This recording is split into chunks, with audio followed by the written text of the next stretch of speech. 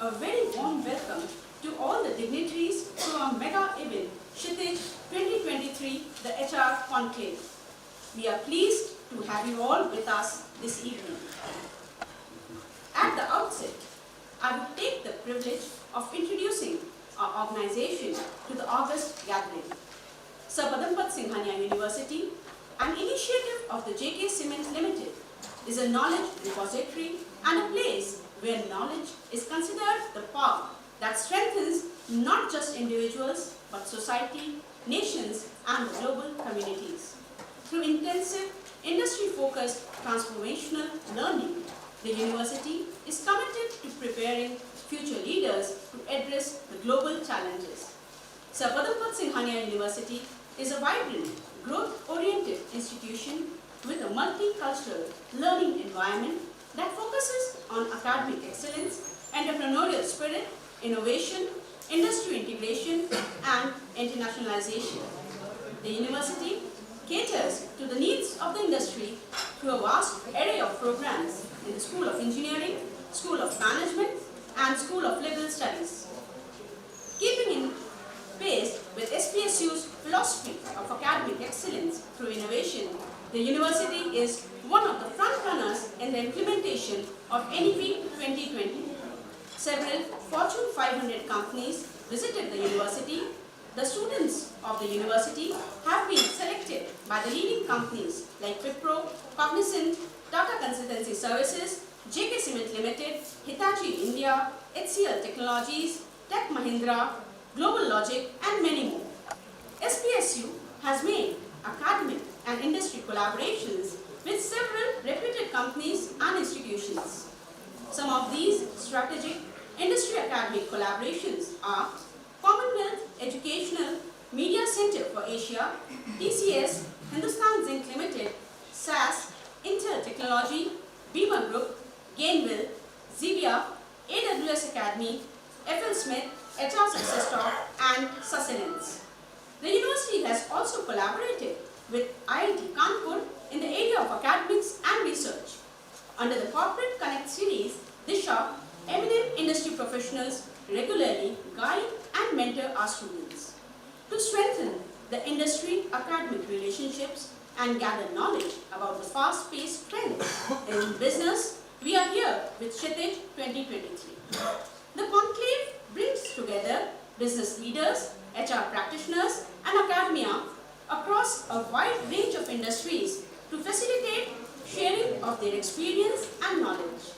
Kshitij 2023 would not have been possible without the kind support, motivation, and efforts laid by our patrons, Honorable Chancellor and Chairperson Dr. Nithipati Singhania, Honorable Vice Chancellor and President Professor Dr. Padmakali Banerjee, Dr. Raghavpat Singhania, Managing Director, JK Cement Limited, Mr. Madhav Krishna Singhania, Deputy Managing Director and CEO, JK Cement Limited.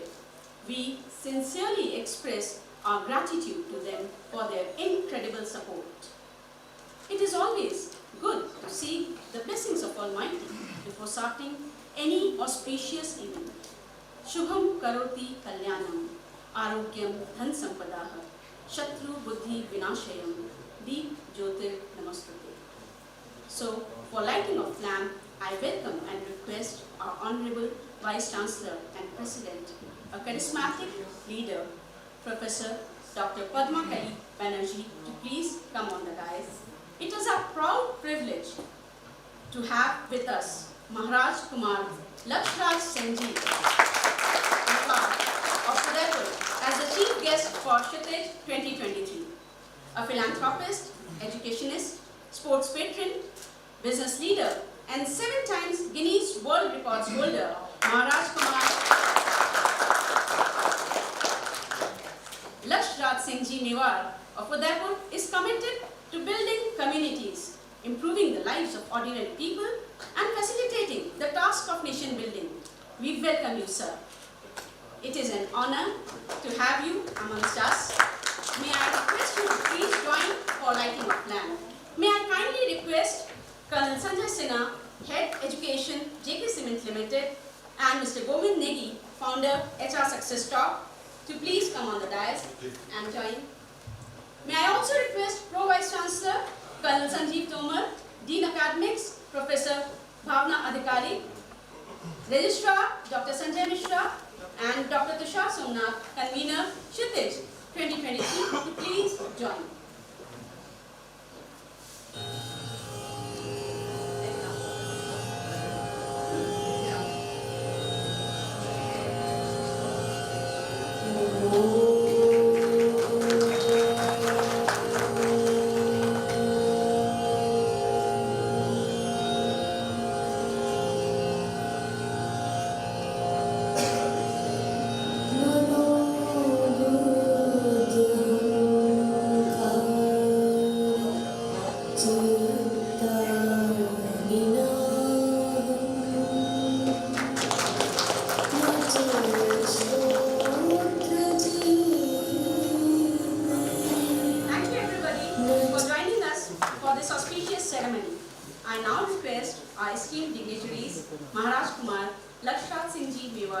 of Udaipur, our Vice Chancellor and President, Professor Dr. Padmakali Banerjee Ma'am, Mr. Govind Negi, Founder, HR Success Talk, to please take their seats on the dais.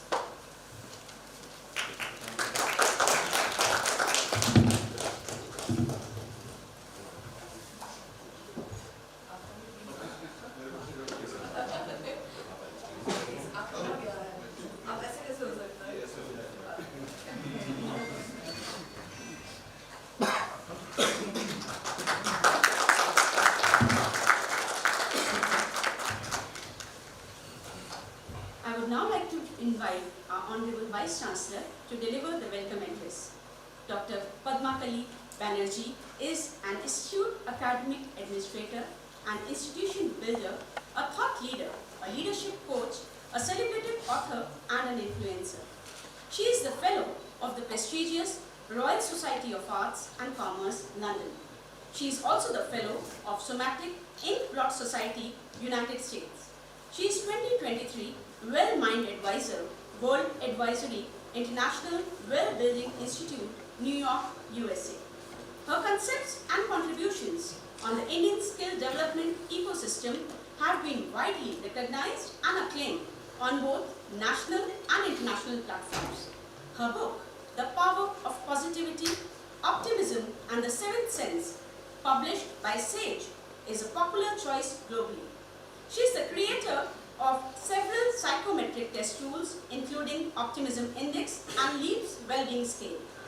She has been instrumental in shaping of many organizations of repute, like Medanta Research Institute, one of the biggest hospital chains in India.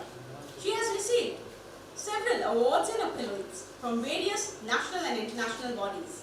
Some of her recent awards include Greenbelt Leadership Award from US Green Building Council for her contribution towards sustainability in 2018, Esteemed Jury Award by URS Asia 1 in 2022, Lifetime Achievement Award Education by Succulence in 2022, Ambassador of the Green Planet Award in EY4 EV India Summit 2023.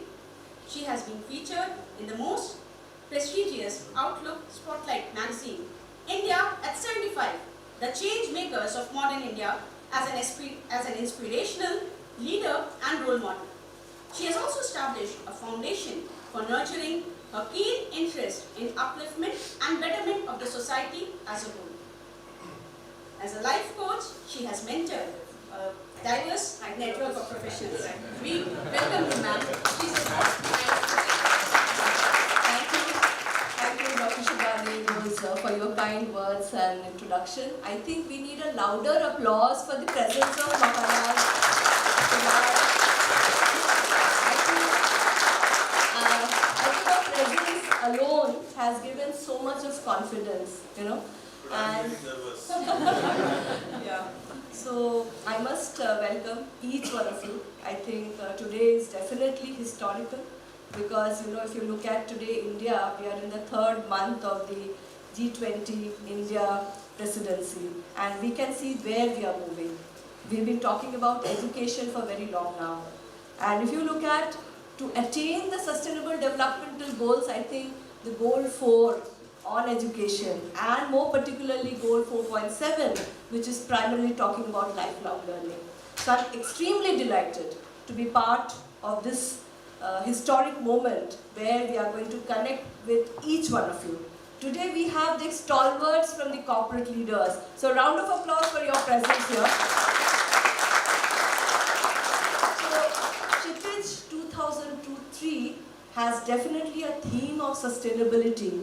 But if you look at our own constitution, it is quite enshrined. So sustainability is not new for India, but it's important advocacy, and we practice what we preach.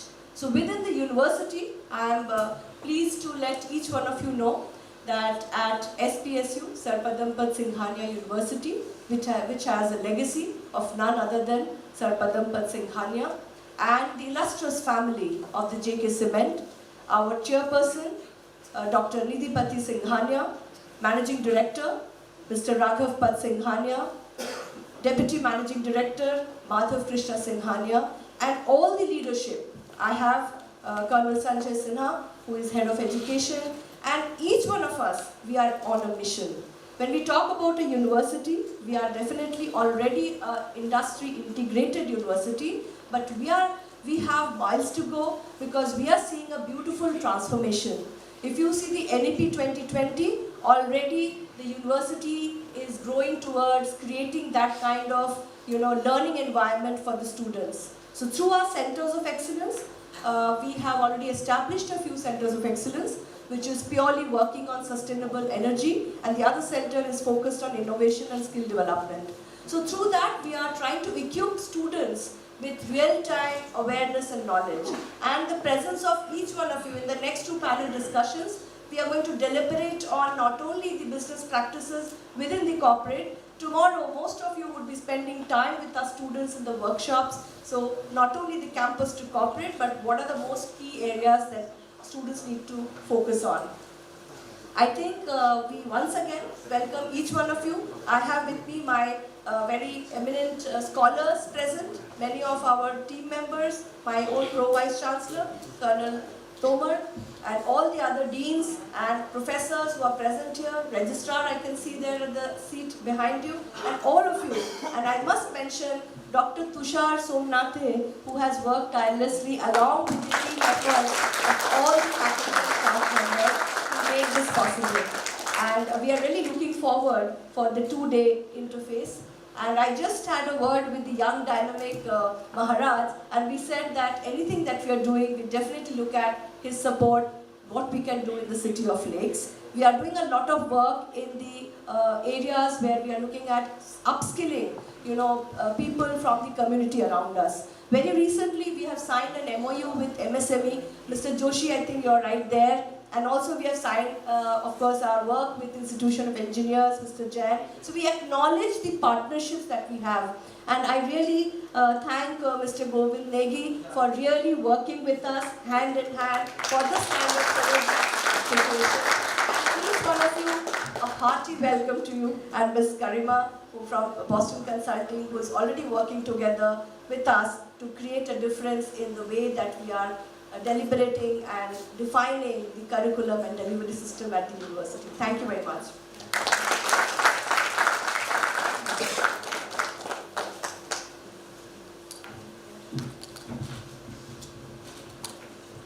Thank you very much, ma'am, for sharing your words of wisdom.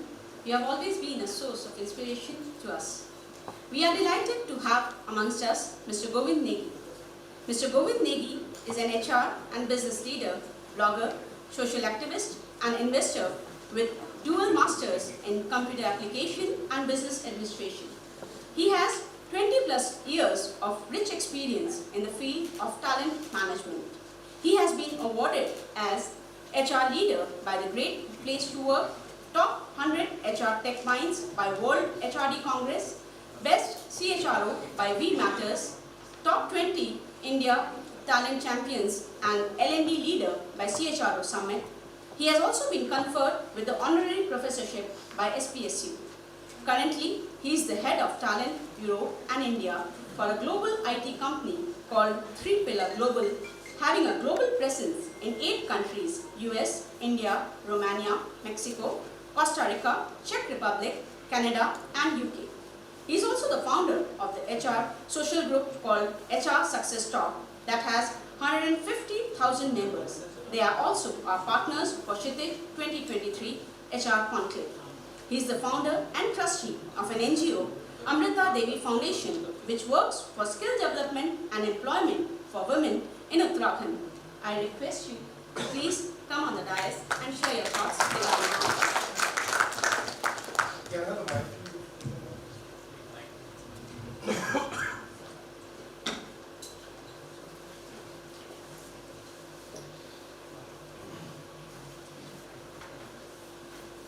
Thank you. The reason I got the mic because I have a presentation to run as well, and it's very difficult to see from there.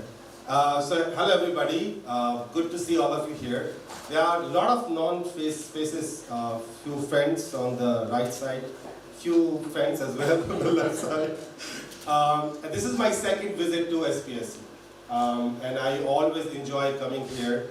Not only the hospitality, that goes without saying, but also the fact that you learn when you meet so many people around here.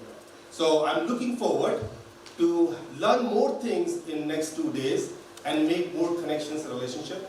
And I hope that SPSU will get benefited out of this conclave, whether it is knowledge, whether it is industry connect. That is what I'm looking forward to.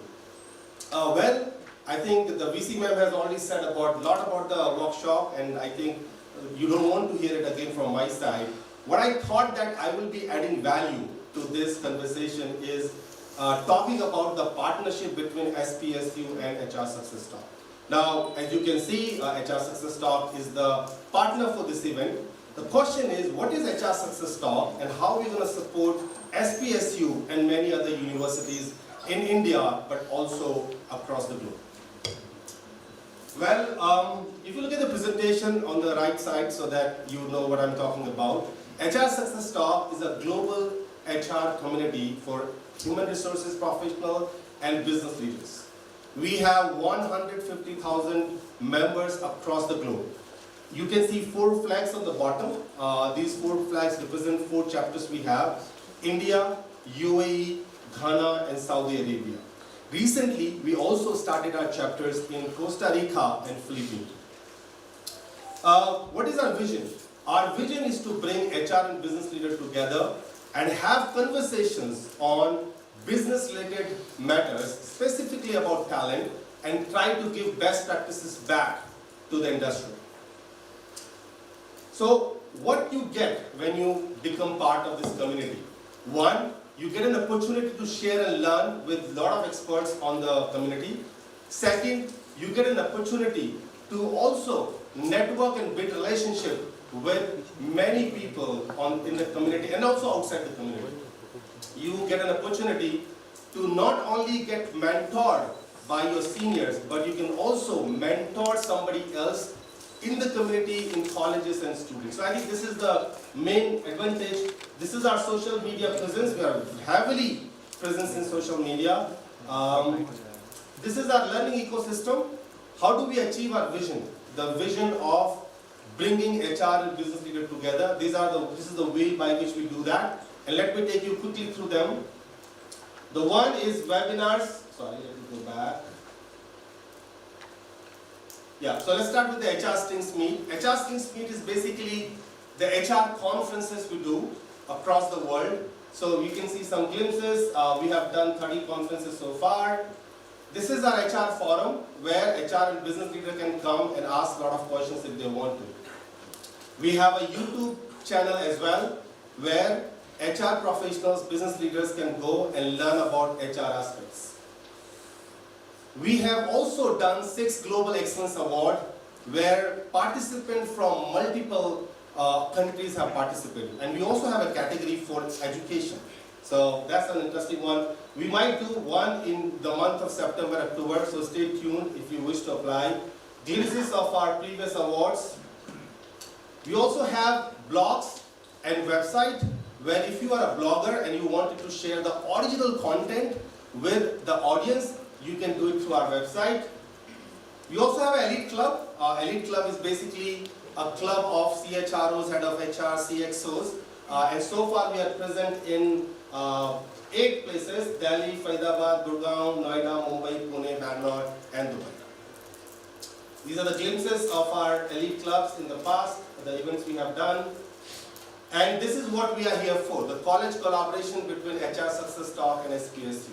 Now you must be wondering how HR Success Talk is going to support SPSU and vice versa.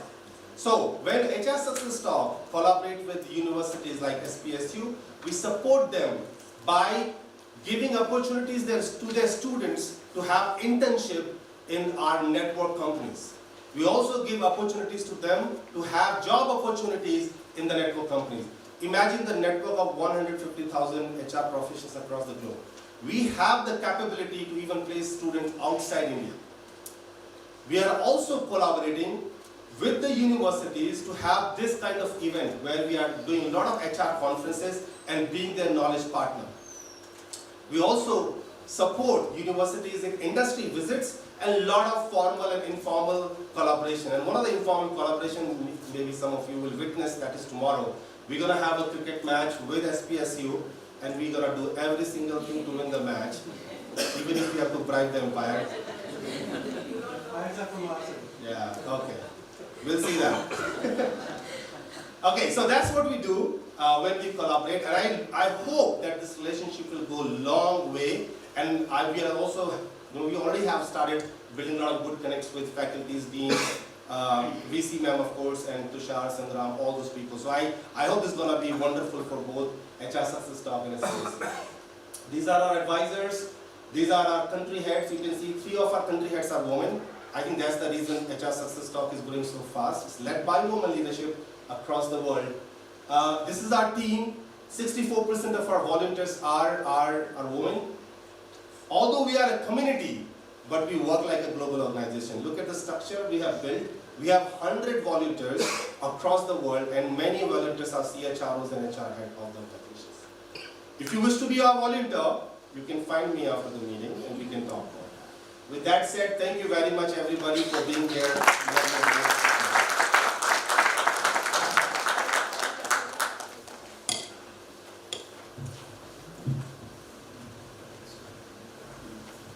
Thank you very much for your golden words. It's happy to know that you promote women and we see so much of empowerment of women in your company. In our university as well, we do have empowerment of women, and the best example sits in front of you. I now request our Dean Academics, Professor Dr. Bhavna Adhikari, to please come up on the dais and introduce our chief guest.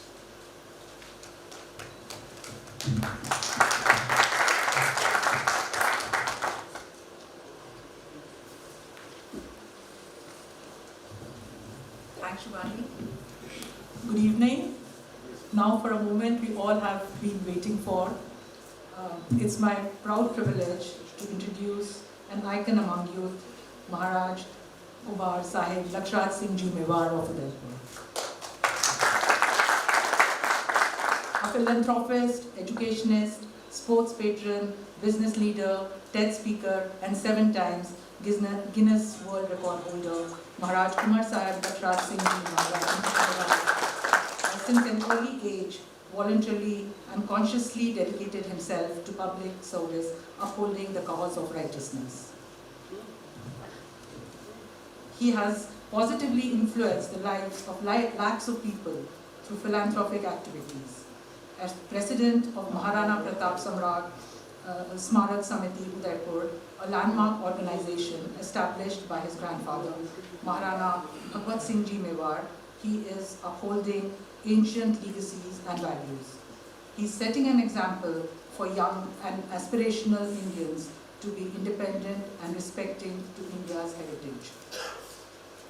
As a trustee of the Vidyadan Trust managing the Maharana Mewar Public School in Udaipur, Maharaja Kumar Sahib Lakshraj Singh Ji Mewar has created a stress-free educational environment wherein arts, craft, music and sports are seamlessly blended with the CBSE curriculum. He is the chairperson of Udaipur District Cricket Association, wherein he has tirelessly promoted and patronized the sport and budding cricketers and ensured better facilities to players, coaches and ground staff with the objective of making the sports flourish. As Executive Director of HRH Group of Hotels, Udaipur, Maharaj Kumar Sahib Ji has promoted heritage tourism, generating employment in the hospitality industry. With immense pride, I inform you that Maharaj Kumar Sahib Lakshrat Singh Ji has been bestowed with 7 Guinness World Records for his exemplary philanthropy work in the area of social upliftment, education and environmental conservation initiatives. In July 2019, he was awarded the 7th Bharat Gaurav Award at UK House of Commons at Parliament in London for being a source of inspiration to the youth of the nation. Over the years, he has been felicitated by FHRAI, received MICE awards, National Tourism Awards, and commemorative awards for extensive contribution to society. Maharaj Kumar Sahib Lakshrat Singh Ji has been felicitated as one of the COVID warriors by His Excellency Governor of Maharashtra, Shri Bhagat Singh Koshyali Ji. On 21st March 2022, Maharaj Kumar Sahib Lakshrat Singh Ji Mewar was awarded Rajasthan Gaurav 2022 for distinguished service to the Rajasthan state and outstanding individual achievements by His Excellency Shri Kalraj Mishra, Honorable Governor of Rajasthan. He was conferred with honorary degree of Doctor of Literature for his accomplishments, particularly in the field of social work by Mohanlal Sukhadia, University of Udaipur. A free-spirited traveler, a scientific sadhu, a rational philosopher who dreams of a world without boundaries, making chaotically positive energy, creative energies. Maharaj Kumar Lakshrat Singh Ji Mewar is an inspiration to all. I request our Honorable Vice Chancellor of the President, Professor Dr. Padmakali Banerjee, to please welcome and felicitate him. I request Colonel Kumar, Head of Education, Colonel Sanjeev Tomar, and Shri Govind to please join me in the felicitation.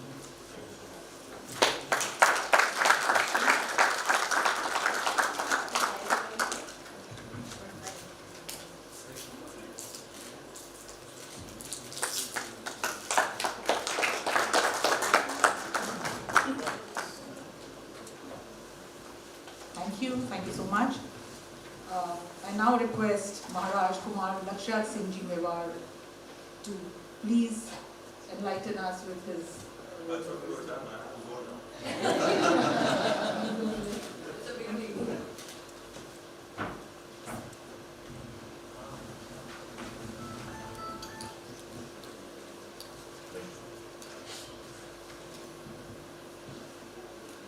नमस्कार, greetings, good afternoon. मैं इतनी देर यहाँ पर बैठकर यही समझने की कोशिश कर रहा था कि मुझे बुलाया क्यों गया, और ये अभी 15 मिनट के अंदर मुझे समझ में आया कि मुझे यहाँ बुलाया क्यों गया। और वो कारण और कुछ नहीं, क्योंकि जो मैंने मैम को जब संबोधित करते हुए लोगों को सुना कि मेंटोर्स, प्रोफेसर्स, वाइस चांसलर्स, मतलब इससे बड़ी और कोई दूसरी उपाधियाँ हो तो वो भी शायद यहाँ मौजूद है, तो उनको ये लगा कि यहाँ पे सबसे कम पढ़ा लिखा कोई व्यक्ति हो तो उसकी कमी नहीं होनी चाहिए आप लोगों को, तो अब मुझे समझ में आया कि मैं यहाँ क्यों। अच्छा, दूसरी बात ये कि जब कई बार ये हो जाता है ना कि इंसान को लगता है कि 10th के और 12th के बोर्ड्स एक साथ आ गए, तो इतनी जो महफिल होती है या इतने जब लोग होते हैं ना वो काफ़ी होते हैं हमारे जैसों को ये महसूस कराने के लिए 10th और 12th के साइंस का पेपर एक साथ आ गया है। तो आज का दिन मेरे लिए बिल्कुल वैसा ही है। अच्छा, जहाँ तक रहा सवाल अंग्रेज़ी का, मैं अंग्रेज़ी में बोलना जो है वो थोड़ा सा कम पसंद करूँगा, क्योंकि वो मेरे दोस्तों की तरह है मजबूत, पर उसके ऊपर मेरा कोई कंट्रोल नहीं है। तो इस वजह से जो है वो मैं मेरी जो मातृभाषा है उसके ऊपर जो मेरे पास थोड़ा भरोसा ज़्यादा है, तो मैं उस पर आप लोगों से आज बात करना थोड़ा सा पसंद करूँगा। सबसे पहले तो ये आप सभी लोगों को बहुत बहुत मुबारकबाद, बहुत बहुत साधुवाद, बहुत बहुत धन्यवाद कि आप लोगों ने सोच को जो है यहाँ पर रखा। और एक बात मैं बता देता हूँ कि अगर एक हलचल करने के लिए एक ज्वाला जगाने के लिए इस सभागार के अंदर जितने लोग आज मौजूद हैं इतने काफ़ी हैं, केवल इस शहर के अंदर नहीं, इस प्रदेश के अंदर नहीं, इस देश के अंदर नहीं, इस दुनिया के अंदर एक अलग जगाने के लिए। तो उसके लिए आपको बहुत बहुत शुभकामनाएं, बहुत बहुत साधुवाद आपको। और दूसरी बात कि आपने यहाँ मुझे आमंत्रित किया, मुझे यहाँ बुलाया और मुझे ये सम्मान दिया। खैर मैं इतना कह सकता हूँ कि ये मेरे लिए थोड़ा सा एक अटपटा सा क्षण था जब वो चीज़ें पढ़ी जा रही थी। मैं खुद ही एक कोना ढूंढ रहा था कि मैं कहाँ जाकर जो है वो बैठूँ, पर बहुत बहुत शुक्रिया, थैंक यू सो मच। आपने एक शब्द के बारे में बात करी, एक विषय के ऊपर आप लोगों ने चर्चा करी। एक खूबसूरत बात यह है कि ये विषय जो है वो मेरे दिल के भी काफ़ी करीब है और इन चीज़ों को हम लोग काफ़ी अरसे से जो है चर्चा कर रहे हैं। शायद मुझे वो बड़े बड़े शब्द जिसकी शायद अंग्रेजी के अंदर लिखना भी मुझे ना आए, मैं उस सलीके से, उस तरीके से, उस तासीर से, उस वक़ार के साथ में शायद उस बात को आपके समक्ष में पेश नहीं कर पाऊंगा, पर एक सोच को ज़रूर आपके साथ में मैं साझा करना चाहता हूँ। उस सोच को ज़रूर जो है वो मैं आपके साथ में जो है वो मैं बांटना चाहता हूँ कि आज की तारीख के अंदर अगर आवश्यकता है तो वो एक ह्यूमन रिसोर्स की एक आवश्यकता है। केवल कंपनियाँ ही उसके ऊपर नहीं बनती हैं, एक देश और एक दुनिया भी जो है ना वो भी इंसानों से चलती है। तो आज का जो विषय है वो खास तौर के ऊपर इस वजह से और ज़्यादा जो है उसके अंदर जो है वो अहमियत की आवश्यकता हो जाती है। एक वर्ड आपने यूज़ किया सस्टेनेबिलिटी का, मेरे को ध्यान है कि जब हम लोग कॉलेज में या यूनिवर्सिटी में थे तब भी ये शब्द को लिया गया था और इसके ऊपर खूब चर्चा हुई। तब मतलब जो है वो मैं मटर की जितनी मानता हूँ, पर मेरे परिवार वाले जो है वो राई का जितना मानते हैं, मतलब मेरी बुद्धि को। तो मैं मेरे साथ पढ़े लिखे लोग थोड़ा कम हंसते हैं, थोड़े सीरियस टाइप ज़्यादा होता है, तो ये भी साबित होती है बात। तो उस समय पे भी जब इस विषय के ऊपर चर्चा चल रही थी, जब इस विषय के ऊपर तब भी जब बात हो रही थी, बात सस्टेनेबिलिटी की इतनी नहीं है जितनी हम लोगों को एक एबिलिटी होनी चाहिए सस्टेन करने की। The idea is not about being able to sustain. The idea is for us to have the ability to be able to sustain. अगर हम लोग जो है वो लापरवाह रहेंगे, अगर हम लोग जो है इस चीज़ के ऊपर गंभीरता से नहीं लेंगे, हम अगर आने वाली पीढ़ी जो है उसको इस चीज़ के बारे में नहीं सिखाएंगे, उनको इन चीज़ों के बारे में जो है वो हम लोग एक गंभीरता के साथ में सोच को उनके दिल दिमाग में डालने का प्रयास नहीं करेंगे, वो बोल के नहीं होने वाला है। वो चीज़ अगर होने वाली है तो वो करके ही हो सकती है, उसको बोल के नहीं किया जा सकता। अगर हम लोग कोई कार्य कर रहे हैं, कोई काम कर रहे हैं, तो जो एक समाज के अंदर भी काम कर रहे हैं, तो आज घर परिवार वाले भी देखते हैं, एक शहर भी देखता है, प्रदेश भी देखता है। तो जब आप काम करेंगे तो उससे कहीं ना कहीं जो है वो लोग उस चीज़ को सीखने का एक प्रयास करेंगे, उसको कहीं ना कहीं जो है वो एक आगे बढ़ाने का प्रयास करेंगे। एक मेरे बड़े भाई ने एक बहुत ही खूबसूरत बात बोली, बहुत अच्छी बात बोली, जो वापस घूम फिर कर बुनियादी सोच के ऊपर आकर जुड़ती है। आप एक अच्छे वकील बन सकते हैं, आप एक अच्छे व्यवसायकार बन सकते हैं, आप एक बहुत ही कामयाब तरीके से अपने व्यवसाय को चला सकते हैं, पर अगर आपके पास में अगर अच्छे लोग नहीं हुए और आप स्वयं अगर उस काम को अच्छे तरीके से नहीं चला सके, तो मेरे को लगता नहीं है कि वो कामयाबी ज़्यादा देर तक उस शिखर के ऊपर रहेगी। अगले दिन मेरे से कोई चर्चा कर रहे थे कि साहब आपने जो है सबसे बढ़िया जो है वो कौन सा आपका बजट ईयर रहा, कौन सा आपका सबसे बढ़िया आपका बम्पर ईयर रहा, कौन से साल आपने सबसे ज़्यादा जो है वो धंधा किया और सबसे ज़्यादा कमाई आपने क्या करी। तो मेरे को मतलब मैं ईमानदारी से आपको बता रहा हूँ, मेरे को इसके ऊपर ज़्यादा सोचने की ज़रूरत भी नहीं पड़ी, और वैसे भी अगर सोच को ज़्यादा गहरी करते हो तो फैसले कमज़ोर होने लग जाते हैं।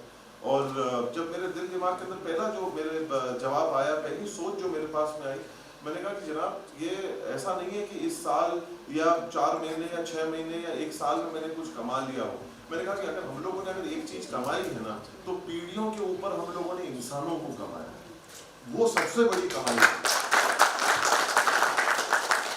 मैंने कहा आज पैसा बैंक में हो सकता है, कल गायब भी हो जाएगा, आज आ भी सकता है या आज नहीं भी हो तो कल आ भी जाएगा, और अगर आज आ भी जाएगा तो कल चला भी जाएगा, पर एक इंसान ऐसी चीज है जो अगर आपने कमा ली तो बाकी सारी चीजें जो है ना उसके ऊपर कोई फर्क नहीं पड़ता। तो सबसे बड़ी कमाई मैंने उस व्यक्ति को कहा कि अगर हमारी संस्था ने, हमारे लोग ने, हमारे परिवार ने अगर किसी चीज को कमाया है, आपने बार बार इस चीज की चर्चा करी, मैं गलत कहूंगा कि अगर इस चीज के ऊपर मुझे खुशी नहीं होती, 7 गिनीज वर्ल्ड रिकॉर्ड बना लेना एक समाज सेवा के क्षेत्र के अंदर, जिसके अंदर मुझे पता है कि लाखों लोगों के जीवन को उसके अंदर जो है तब्दीलियां आई, फर्क आए, उनका जीवन बेहतर हुआ, पर अगर मैं ये कहूँ कि केवल ये लक्ष्यराज सिंह मेवाड़ ने अकेले इस चीज को पूरा कर लिया, तो इससे बड़ी झूठ और इससे बड़ा गलत कोई बात हो नहीं सकती। अगर वो चीज अगर हो सकी तो वो उन लोगों के कारण हो सकी जिनको हम लोगों ने कमाया है, जिन्होंने उस लक्ष्य के ऊपर अपनी आंख को रखा और मिलकर उसके ऊपर राज करने की तरफ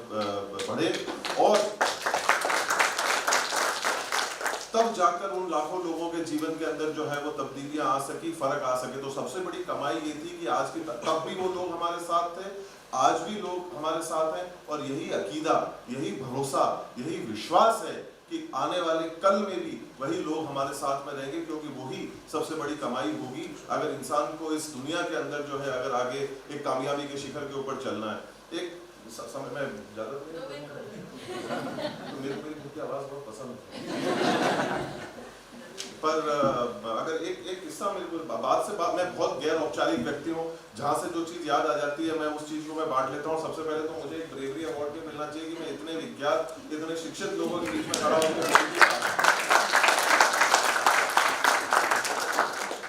एक किस्सा मेरे को याद आ गया, उसके बाद मैं आपको बिल्कुल ईमानदारी से कहता हूँ कि मैं अपनी बात को विराम लगा दूँ, चुपचाप एक गुड स्टूडेंट की तरह जो है वो कुर्सी में बैठ जाऊँगा।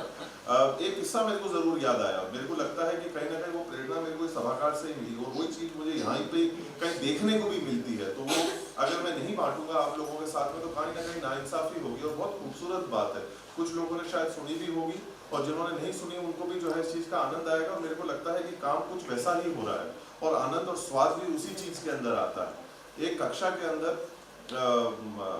एक अध्यापक महोदय ने जो है नक्शा बांटा पूरे कक्षा को, और सारे लोगों के पास में जो है वो नक्शा चला गया, और फिर अध्यापक महोदय ने ये आदेश दिया कि जो नक्शा मैंने आपको दिया है, जो हर व्यक्ति के हाथ में है, उसको आप लोग सब जो है उसको फाड़ दीजिए। तो बड़ी अटपटी सी बात थी। अब ठीक है, अध्यापक महोदय ने कहा अगर आप जो है वो शिक्षक हैं तो किसको जो है वो कागज फाड़ने के अंदर आनंद नहीं आता है। तो उन्होंने जो है वो फटाफट उस कागज को उठाया, उसको चूर चूर करा और रख दिया। अब जैसे ही वो हुआ, सबसे पूछा कि आप लोगों ने सबने कर दिया, पूरी कक्षा ने जो है बिल्कुल दोनों हाथ उठा के कहा कि हाँ साहब, माट साहब, बिल्कुल अच्छी तरह से जो है वो कागज को हमने जो है वो फाड़ दिया है, रख दिया। फिर तुरंत ही अगली सांस के अंदर माट साहब ने कहा कि अब इसको जो है वो जोड़ दीजिए। तो सारी जो कक्षा थी वो हक्की बक्की रह गई, सब एक दूसरे की शक्ल देखने लग गए, बोले कि इसको तो अपन ने बिल्कुल अच्छी तरह से मसल दिया, तो अपने को क्या करना है। एक विद्यार्थी था जिसने कुछ चंद लम्हों के अंदर अपने हाथ को ऊंचा किया और बोला, गुरुदेव मैंने जोड़ दिया। तो गुरुदेव भी हैरान और कक्षा भी हैरान, और सबको समझ में नहीं आया कि फाड़ भी दिया, इतना जल्दी जोड़ भी दिया, पता नहीं ये इसने किया कैसे।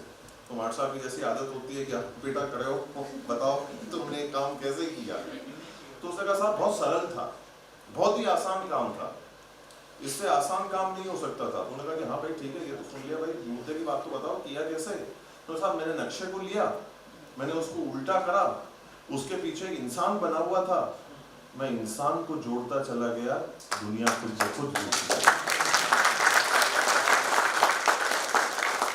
तो जो शायद आज जो काम यहाँ पर हो रहा है वो लोगों को लोगों से जोड़ने का एक काम हो रहा है। तो ये बहुत ही नेक काम हो रहा है, बहुत ही खूबसूरत काम हो रहा है, उसके लिए मैं आपको जो है वो बहुत बहुत बधाई देता हूँ। और महिलाओं के ऊपर कोई चर्चा हुई थी अभी मेरे को बात कहाँ से कहाँ वापस याद आ जाती है। महिलाओं के ऊपर चर्चा की, वेमन एम्पावरमेंट। मेरे को मैं ईमानदारी से बताता हूँ, ये विषय मेरे को समझ में नहीं आता है, और इस विषय को अपन इसकी चटनी क्यों बनाते हैं मेरे को ये भी समझ में नहीं आता। और आप लोग क्यों जो है इस लड़ाई के अंदर लगे हुए हैं कि men and women are equal, men and women are equal. मैं मतलब इसको कह के पूरा हो गया। मैं ये हमेशा कहता हूँ कि men and women are not equal, they can never be equal. मेरे को एक बात ये बताइए कि जो शक्ति सबसे पहले ही अव्वल है वो आपके बराबर कैसे हो सकती है? Women are already far ahead. आप क्यों अपने जीवन के अंदर रिवर्स गियर और हम लोगों से तुलना करने का प्रयास कर रहे हैं? आप वैसे ही हम लोगों से आगे हैं। तो आप लोग प्लीज जो है इस विषय को इस तरीके से, सलीके से ना देखें। मेरी सिर्फ गुजारिश इतनी सी है कि युवा आज हमको तो बड़े सरल तरीके से समझ में आई। जब हम लोग पढ़ाई नहीं करके जाते थे स्कूल के अंदर तो हमको ये पता था कि सरस्वती के पास जाना है कि ये माँ बचा मेरे को संपत्ति नहीं है कि आज एग्जाम किसका है, पर मैं आ गया और पास कराना तेरी जिम्मेदारी है। तो उस समय पे भी हमने जो है वो महिला शक्ति से हमने जो है शक्ति प्राप्त करी। आज के जीवन में आए तो अब लक्ष्मी जी की बहुत जरूरत पड़ती है, सीधा लक्ष्मी जी के पास पहुंच जाते हैं कि माँ मेरे जेब में मेरे बटवे में कुछ भी नहीं है, अब मुझे दे दो। तो सबसे पहले उनके पास में गए जब धन दौलत की जरूरत पड़ी। और जब बल की और ताकत की शक्ति पड़ती है तो फिर माँ के पास में वापस पहुंच जाते हैं। मेरे को ये बताइए कि जब सारी शक्ति वेदों के अंदर भी हमारे को ये कहा गया है, सिखाया गया है कि सारी जो है वो गुण, शक्ति और धन और समझ और सूझबूझ आप में समाई हुई है, और हम लोग जब आपके पास में आते हैं तो आप इक्वालिटी की बात क्यों करते हैं जब आप पहले ही हमारे से अव्वल हैं?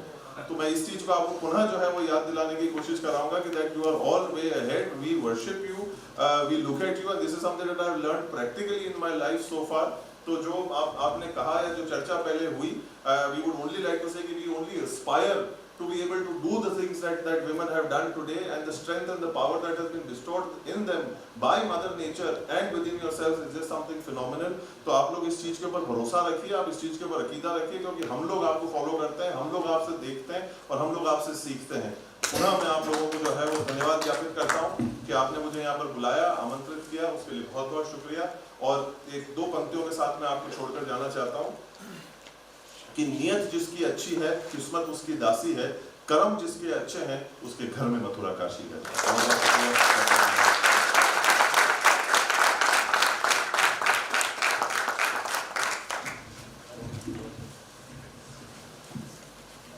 Thank you very much, sir, for your inspiring words. To recognize and honor the professional who is taking actions towards sustainability and building a better future, SPSU has introduced an Award of Excellence in Sustainability in Business Practices. The university takes pride in presenting Award of Excellence in Sustainability in Business Practices to Maharaj Kumar Sahib Laksharaj Singh Ji Mewar of Udaipur for his contribution towards the society and nation at large. May I kindly request our Honorable Vice Chancellor and President Professor Dr. Padmakali Banerjee to come and present the award. I also request Colonel Sanjay Sinha and Colonel Sanjeev Tomar to please join. May I also request Maharaj Kumar Sahib Laksharaj Singh Ji Mewar of Udaipur to kindly accept the award.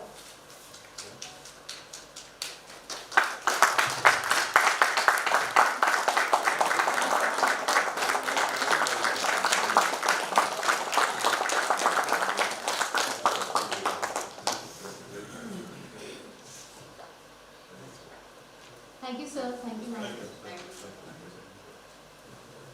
I now invite Ms. Vibha from HR Success Talk to move ahead with the first roundtable discussion.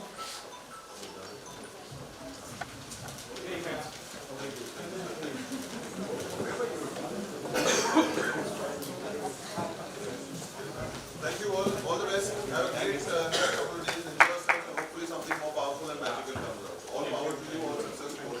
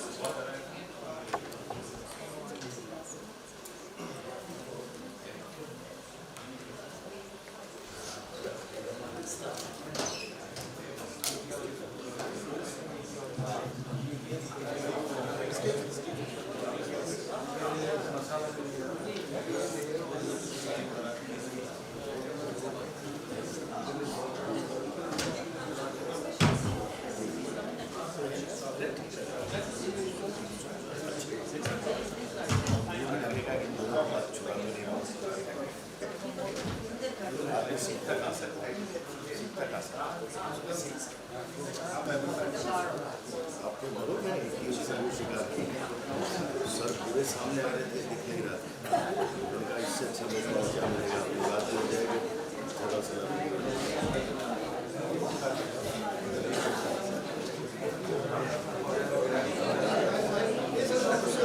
मुलाकातें कुछ ही समय की बात है।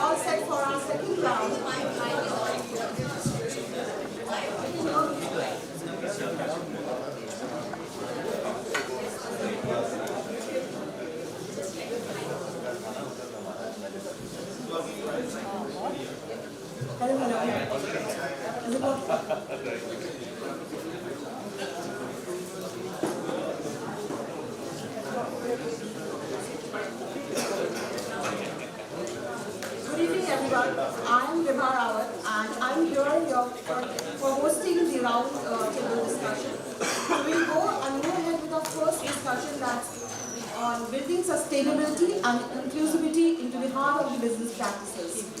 I'll touch upon the concept before we start with the discussion. The World Economic Forum gathered leaders around the world at Davos 2023 to engage in discussions centered around sustainability and inclusive business practices across the globe. Sustainability is a concept that lies on three strong pillars of economic, environmental, and social development within the business. Through best practices, the business will be able to have a comprehensive understanding of the importance of preserving these development while growing. Since the introduction of sustainable development, global businesses have engaged themselves in this practice in order to differentiate themselves from their competitors. And the aspects in which the practice is able to benefit the organization is through financial, branding, environmental, and employment factors. Inclusive business aimed at economic viability while also making a social impact. To discuss these pillars, we further move to our first roundtable discussion on building sustainability and inclusivity into the heart of the business practitioners.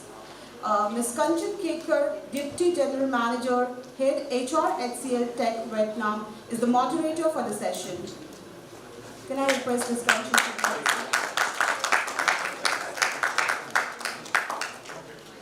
Among the panelists, we have Mr. Joshua David, MD, India Campus Lead Emphasis, Mr. Govind Singh Negi, Founder, HR Success Talk. We have Mr. Khalid Raza, Associate Vice President, Human Resources, People Strong. Ms. Ekta Kapoor, Co-Founder, Amazing Workplace. Ms. Naumya Datta, COO, Hansa Solutions.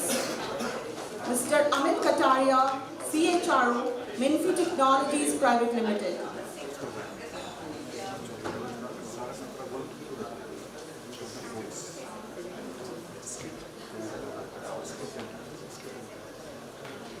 Can we have a mic, please?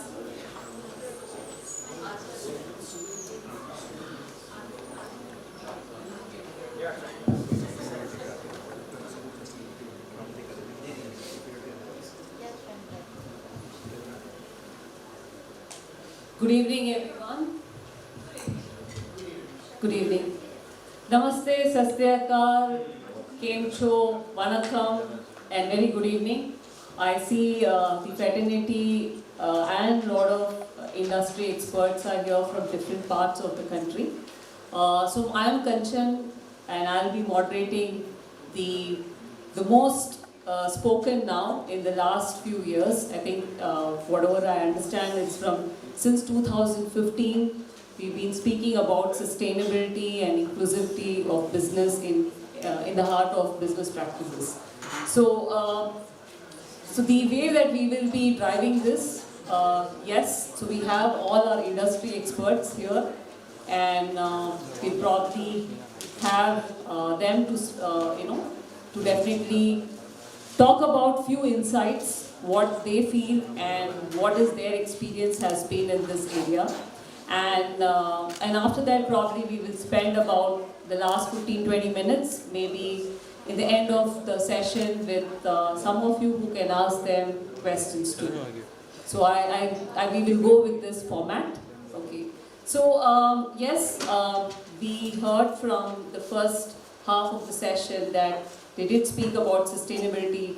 SPS has been awarded, and also there was the recent workshop which happened. We've been speaking and we've been addressing a lot of socio-economic and environmental aspects. So the three pillars that has been consistently spoken in every organization. So sustainability is definitely something which has to work between two people, I think, whether it is business or relationship. So if it has been benefited, I think it will sustain. So let's see how our panelists will be able to give us this insight. So I have few questions to ask on your behalf for today's evening. So the first question, I'll probably get this to Mr. Govind Negi. Okay. Why put sustainability in the heart of business? Thank you, Kanchan. Thank you, Kanchan. So the way I look at sustainability is there are two facts to it from a business perspective. So one fact is the corporate social responsibility of the businesses, and the second factor is the business itself. So let me give you some example of where this thought started coming in the business's mind. If you look at the climate change and the way the climate is changing, whether it is a weather situation, whether it is the eco-political situations in the countries, I'll give you some examples of that. So there is a company called KFC. Now KFC is basically popularly known for its chicken and all the stuff they do. And this is a global organization, right? And when they started growing in different part of the world, one problem they actually faced was the chicken in multiple countries were not produced to the extent they wanted it to, and the quality of chicken was also not good.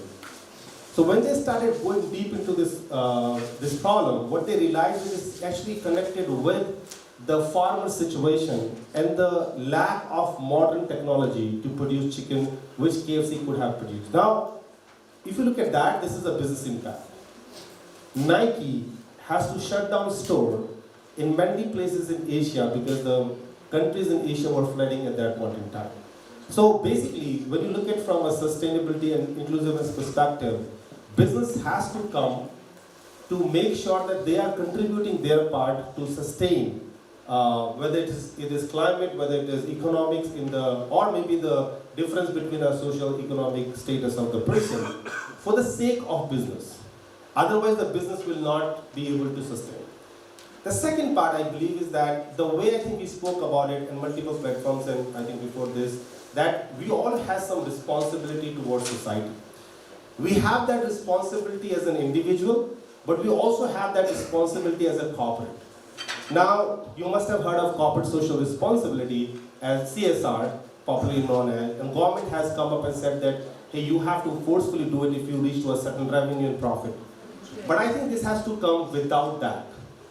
So there is an impact which you can create on the environment, on society, and that should be something which corporate should adopt. So there are two parts to it. One is, of course, you will not be able to sustain your business if everything around you is changing and you are dependent on them. Or second, that as a corporate we should have a social responsibility towards the society. So these are the two things I would say that why a business should do that. Okay. Thank you, Govind. So that helps us, maybe there are, I think there are a lot of industries who are responding like this, whether it's KFC or Coca-Cola, and I think many more. And I think pandemic has definitely given a push on sustainability aspect and as well as the inclusivity. It's just not about running a business or it has to sustain, it has to respond for today's situation, and as well as it has to respond for tomorrow and not disrupting today's scenario. That's the most important aspect. You can't just shut the shop and then you start something of new. So I think yes, thank you for that insight. So I'll probably have this question to Joshua to respond. What really motivates the strategy of sustainability in inclusivity of business practices? Okay, good afternoon, ladies and gentlemen. Thanks for this opportunity. And thanks for that question as well. I think sustainability and inclusion is still the way forward. We've been talking close to a decade. I think these forums have to be really taken it very seriously, and that is one of the sustainability. And another buzzword is the scalability. How do we take that forward? So, being 18 years in talent acquisition, I will really relative to that focus and talk about 2 key pointers like our fellow panelists Govind did. I'm not taking much of their other panelists' timing. So how do we motivate the strategy? Because we talk about talent acquisition, we talk about a lot of initiatives done. But I think 1, 2, 3 pointers would definitely make a differentiator is how do we align to the business goals today? Being from the campus background, why do most of the organization today failed? Sorry to use that word, is to adhere to most of the campus offices. They did not have the focus properly in terms of the inclusion and to the sustainability or to the scaling of what their business is all about. If we don't have that focus in place, I think we would again go to the same situation. So we need to have that alignment. We need to have which people to work at any point in time in terms of the talent acquisition and to the focus as such. Second most important thing is data and marketing. Data and marketing go hand in hand in terms of talent acquisition as such because these 2 buzzwords really motivates the strategy of talent acquisition. If data is not there, I don't think so you're going forward with the formalities of talent acquisition, what numbers you're chasing, and towards the marketing, how do you really market your jobs, how do you really market to your selling your positions in terms of the external market is concerned. Third most important thing is, the most buzzword is the branding per se. Right, the most strategy word, the inclusion or the sustainability you're talking about, the motivation factor is how do you brand your organization? It can be a tier 1 or a tier 2 or a service or a product or a hotel industry, whatever you're talking about, right?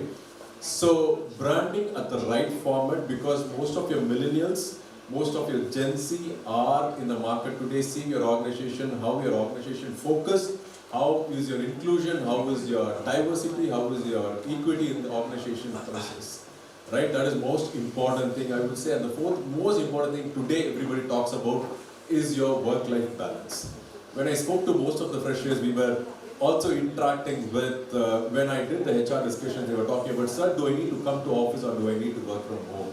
That really shook me, because all these years we were talking about going to office, talking to people, engaging, get the culture gain of the organization, and today freshers are very clear, let us work from home and not to come to office, right? And the last most important thing Govind spoke about is the CSR, right?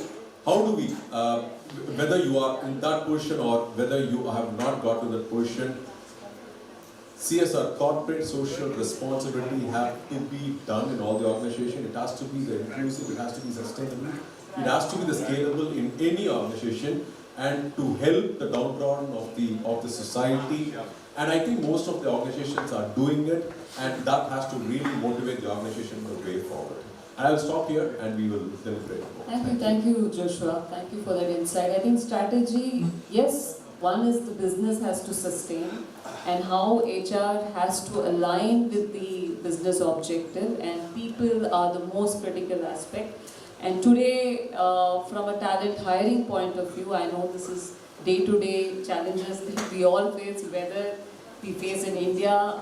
And just to give you one experience, that I was on the call since the time that I landed here, and I was handling a similar situation that one of the freshers, so I head the Vietnam division of HCL, and one of my employee who's a fresher, he doesn't want to come to office, and we were deliberating why he needs to come to office. Okay, so I think the pandemic helped us in many ways, and the hybrid mode, yes. At the same time, how are we sustaining to ensure that it is meeting for tomorrow? HR also has to align and see how this solutioning helps us. I mean, on a need basis, we take decisions. On need basis, we had to call out. But I think we still have to answer this. How do we ensure that people come back, and how do we ensure that we are able to run this hybrid mode on a longer time? Thank you, Joshua, for that. I have another question to ask.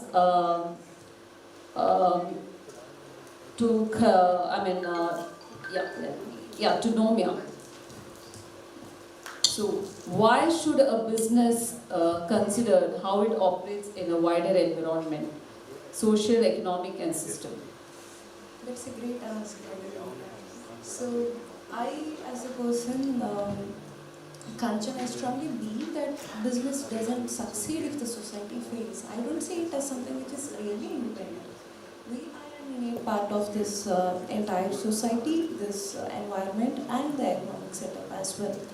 So, I see that the core reasons of any business existence should not just be limited or confined to profit maximization, but it should also widen its arm to include, embrace the value maximization as well.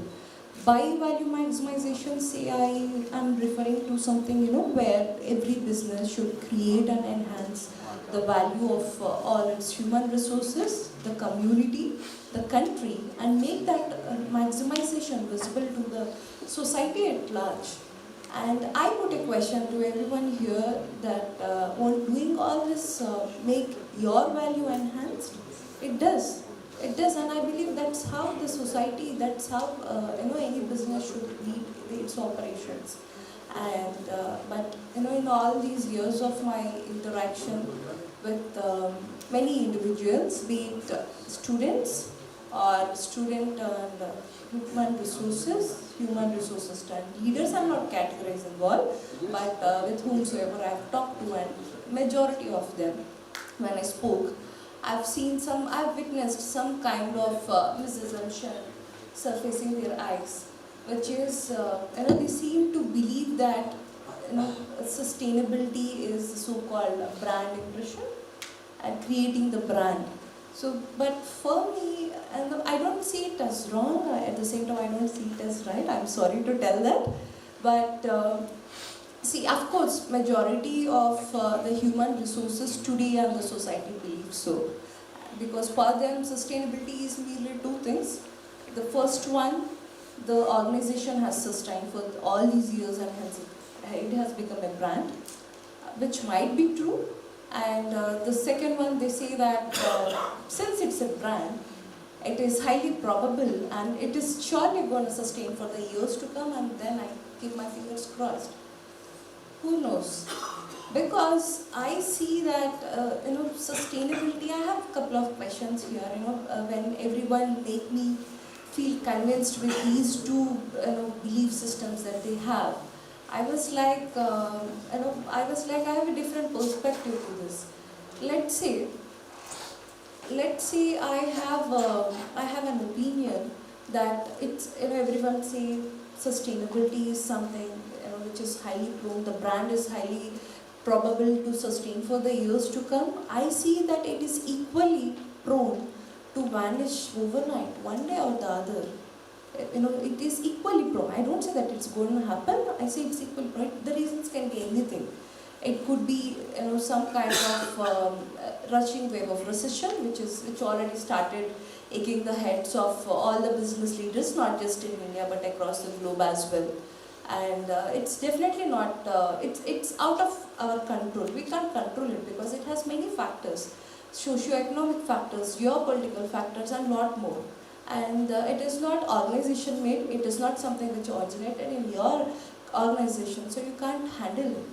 And the other reason that any organization can vanish overnight could be, some receding wave of acquisition as well, which is something that we can label as organization made, because this thought process, this entire activity of acquisition started when you started prioritizing this larger establishments, business expansion, profit maximization in your mind, and you yourself invited the investors and you gave away the steering to them and you have control of it, but then at the end of the day you are prone to lose that so-called brand and sustainability at one point or the other. So now I wear a different lens where I see sustainability from a different perspective, probably through a couple of parameters or 2-3 parameters I should say. The first one being, I see that the potential should be something that you should quantify in basis the prowess, the potential and the knowledge that the organization has, which in turn will define the sustainability. Yes, I have a good team, I have leaders with me, and I'm going to sustain, I'm going to take this business for the decades to come. And the second reason, and the second thing that could quantify sustainability should be, this is one of the beautiful aspects, that the greater positive impact that your business is going to bring in the lives of your human resources, your community, your country, and to the society at large. Because I'm not going to invest in any I'm not going to work for, first of all, and at the same time I'm not going to invest in any organization which do not care about the society, the environment, because we are the innate part of it. My children and their children have to live in the same environment. I take the example that Govind Negi has given. It's not just KFC, but many other companies. The big giants, Coca-Cola is no exception to that. They are threatened by, they are really threatened by the climate changes and the droughts, which made them stand at lack of sugar canes and a lot of key resources that they need for their business to sustain. So now I see a great need for everyone to think and also start navigating very carefully and cautiously to ensure that we do not end up in an alarming state where we run pillar to post to understand what is that we are supposed to do. And also, yes, studies also, another example that I could recollect is studies also tell that majority of the climate refugees, expected climate refugees, will be seen in Asia. And it's no surprise to me because I belong to the same continent. I know what people in Asia, what families in Asia do to this environment. And so it's time for us to change, and that change should come from the company, it should come from every single individual. Human resources are no exception to this. And this in turn should bring a lot of inclusivity of the resources as well. It's not that I frame a strategy, I formulate it, I get that propaganda, and then I say that it is successful. No. Any thought which is really, let it be really potential, but it might be left hamstrung if it is not efficiently implemented. No matter how revolutionary it is. I have seen many examples, and I have many examples of my own. I know what I've missed, and efficient implementation of any strategy is really required. Let us frame that strategy, put it in place, bring in people, form up a cell, put it into the minds, let it penetrate deep into the minds of all your resources, your community. Just go around and campaign and ensure that we respect our environment And now people, the business owners might ask, is it only going to profit the human resources, the society? Where am I being profited? Why should I do that? It's too much of investment of time and effort. Not really. The business is going to be profited out of this because you are going to stand at the very limelight of investors, the most desired zone for the investors and customers. Yes, everyone has come to know that we are now living in a different world where everything will be aired within seconds and instant happening at a nook and corner of every, at one remote place would be aired, and everyone come to know about it. And now people are aware of the climate status, how it is going to impact the nation, the country, the society at large. Now everyone is looking to invest in something which is really sustainable, eco-friendly, environmental and social friendly. So this is the way in which you are also going to get benefited out of it. And I think this is the prime reason, at least if it is not some kind of innate respect that we are going to give to the environment back, at least we should consider this fact that we as a business owners are going to be benefited out of considering our method or methodology of operating in wider environmental, social and economic setup. That's what I feel.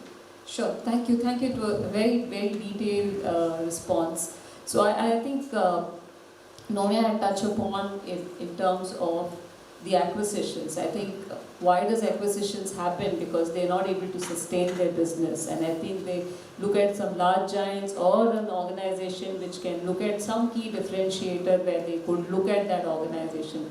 So acquisitions, why it happens? Again, they are not able to sustain. Okay, and how they are not able to sustain? They need to answer the socio-economic aspects, people, and the planet, and the climatic aspect. So these elements need to answer in every business that is there today, which is there in small scale or large scale in every industry. I think, yes, thank you for the detailed response. Pleasure. Yeah. I would like to ask upon Amit, how do organizations structure internal systems to manage the SIBP? Thank you, Kanchan, and I will pass this question. Sorry about that. Okay, a couple of things. I know you will probably get it, okay, what we are topping and text and all that. But let me tell you something. We were sitting there, and between Nomia and me, we were just making fun. Hey, if you don't know anything, just drive it towards the culture side, okay? And let me tell you, it's very, very true. So even if we talk about inclusivity, what is that? When it is the core we are building towards building a greater company, having participation from all sides of sections, all sides of it. And that is what inclusivity is all about. But coming back to the same, I say maybe had kind of taken whole page of notes from Nomia speaking. And which speaks about the kind of depth. And I literally had not prepared, but this is a good question, Kanchan. And I will take from the experience I have, and I will share my life experiences that how do I feel about as Kanchan asked about the ways how we do that. And to start with, let me tell you, the COVID has changed many things for us as a HR, as a companies, as a corporates. So before COVID, it was business as usual. And what COVID did is, it forced us to adapt to something new, something which we did not see. Companies were overnight have changed to complete work from home companies, right? And then COVID went away. So now what? Company has adopted what they were doing before COVID, what they were forced to do during COVID, and now what they see as the best value in that. And same is happening in sustainability and as well as in inclusivity. When we talk about the ways about it, there are many ways anyone could experience and implement. But typically, it's all about your intent and will. Well, few ways is I can tell you, if I'm that HR, I'm only covering from HR lens, by the way, right? So I know I don't have that wisdom all of you carry, but I have small experience which I can share. I would do and go start and implement and develop a policy framework around it, if I'm actually looking for a way. So there has to be one framework which dictates what to do, what not to do, how do we drive it. Let's say if you want to achieve some number about SNI, just short form, right? So I will call about sustainability and inclusivity as SNI, just grab from that. So if you talk about SNI, there is a framework. Imagine the magic it will do. It will automatically gives you the framework where you have to act in between, right? So it's established the parameters for you. It tells you what are your guiding principles, and you're forced to move that way. Isn't it beautiful? Instead of randomly coming something to you and you have to take a decision what is right or not, there is already parameters defined to do that. So that is the one way that you implement or you develop policy framework around it. One. Second, once policies are there, there are mechanisms needed to do that, and people are those mechanisms. So what I'm trying to tell you that you need to make a task force around it to implement those frameworks of SNI. So that task force is dedicatedly conveying that messaging within the organization that this is what we want to do. They are drivers. They will drive that change which you want to do in SNI. Right? This is a second thing. What else you can do is about you make your training programs around SNI. Education is the best way to have or tell someone that this is to be done. Leave the decision of right and wrong to the listener. Like in a room today, you would hear Amit, you would hear XY, like my fellow panelists. But then once you go out of the room, does it remain with you or not? That is what the objective is. If you talk about SNI for whole 1 hour, and not even single one of us takes that message, that what it means and how do I want to implement in my company. Let's say within SPSU, within JK, within any company we are working with, is lots of eminent HRs from different companies. That message is lost. So one way is that you drive the training programs. Other one, which I won't bore you, just like 2 more minutes from my real estate, I think. Other ways, I see that you incorporate SNI in your performance metrics. And the best way of doing it is about implementing within your KPIs, key performance indicators.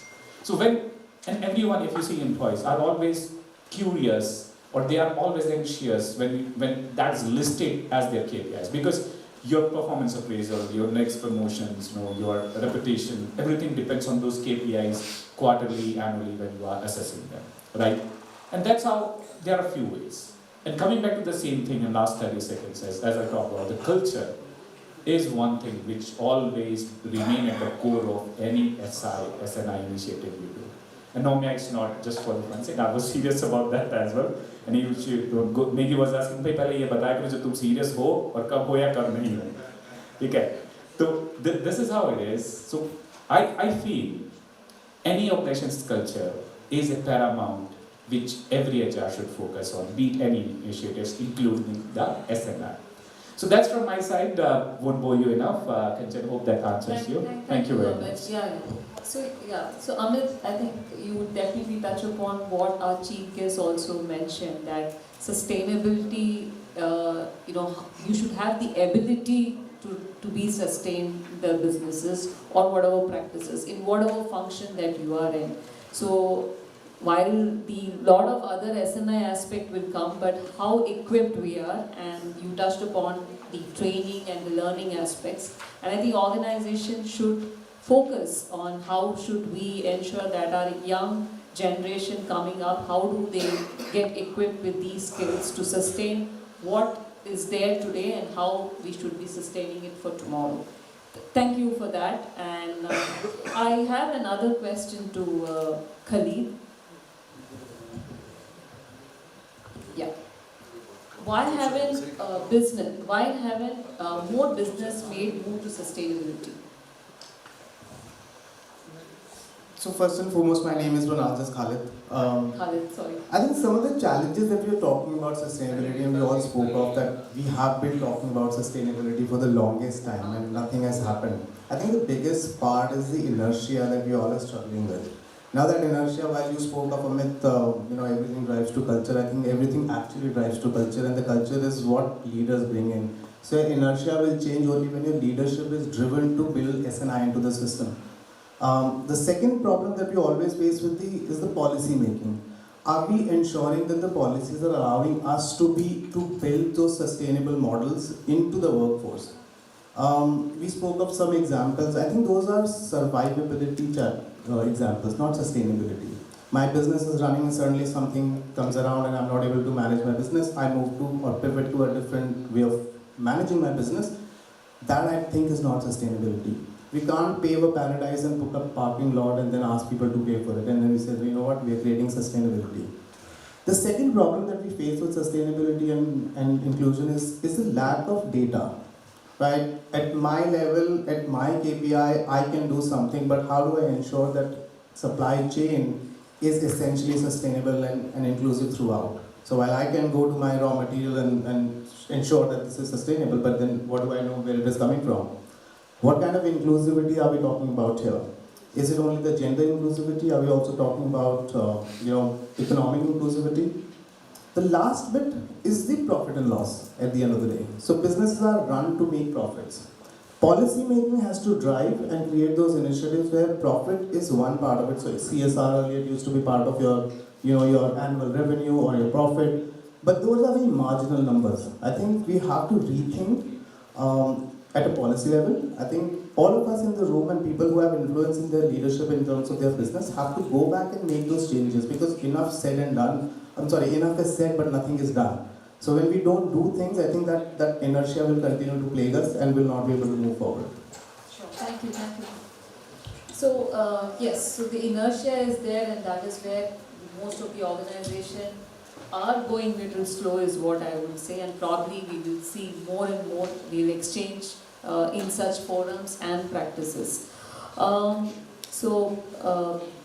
I would like to ask you this question: how do companies frame the challenge of sustainability and inclusive business? Hello everyone. So my first point here is that we are discussing about sustainability, and I see a lot of disposable bottles here. How sustainable are we, No offense to anyone, but I just raised a question here, and suddenly I think everybody in the room is aware that there's something wrong. And this is what we need to highlight. This is the first step. In organizations, whether it's a country, it's an organization, at the individual level, we first need to understand what needs to be done, what do we want, and where are we going wrong. So that's the starting of the discussion. Now, if I say that, supposing you are an organization and you really want to build sustainability in your culture, like Amit said, first step is to become conscious. Do you really want to do it? Yeah. And CSR, while CSR is something which is, very external and which very short term, sustainability is something which is a part of your business practice. It is something which is inbuilt in the culture. And once you are conscious about that, the second step would be to take a look, take an overview of what your business is, because there could be a manufacturing business, there could be a service provider, there could be an education institute. Everybody has a different module, everybody has different requirements. You have to see your business from a higher perspective and understand what are the things, what are the various aspects of your business that can benefit from becoming sustainable, whether it's the supply chain, or if it is I'll just take the example of Starbucks. So Starbucks, to become sustainable, it's one of the best organizations in the, when you quote the example of sustainability. So what they did was, they made certain changes in the menu, and they, decided that what is the menu that we want to provide which is sustainable. The second step was the way we are serving our customers. Can we source our, can we make it recyclable? Can we use products, which are recyclable in this entire process? And the third was the waste that was generated. how is it that we are going to manage the waste? So they realized that their business model had, these three important aspects, and this is what they touched upon, and that is how they became more sustainable. So this is how every business, first you become conscious, implement things in your culture, and understand what is it that benefits you best. These are my just 3 points, which I would like to highlight over here. Thank you, Ek. Sure, thank you. So, so I think sustainability has to answer whether it is on people aspect, planet, economic, and the corporate social responsibility and cultural aspects. That is what we are able to deliberate time again in our discussions. I just want to understand, how do organizations set targets? How do they measure and communicate results? Amit, do you want to take it? Yeah, because we should also know how are we evaluated, how are we, definitely, you spoke about metrics and all that. Yes, Kanchan, very relevant. And then, before that, I think Negi has brought a silk Cadbury chocolate for a person from HR field who would tell about SNI initiatives, the best one which kind of sustains in HR. And this question is it's just for the fraternity with the friend. And you can tell us offline out the event as well, but chocolate remains with Negi anyways, okay? So letting come into Kanchan's question that how we target and how we can assess and measure that. And there are a few ways. I would touch upon one thing which Ekta just said is that, how the plastic bottles and all that. What we see is the world is a constant changing world, every day. An example is, not about these bottles, I remember going to the hotels, previous times I see lots of plastic wrappers, have the small shampoo bottles and all that. What I've started saying nowadays, even if the rooms at Lalit have this paper sachet instead of plastic bottles. Everyone is taking the small steps, and those steps are very, very important.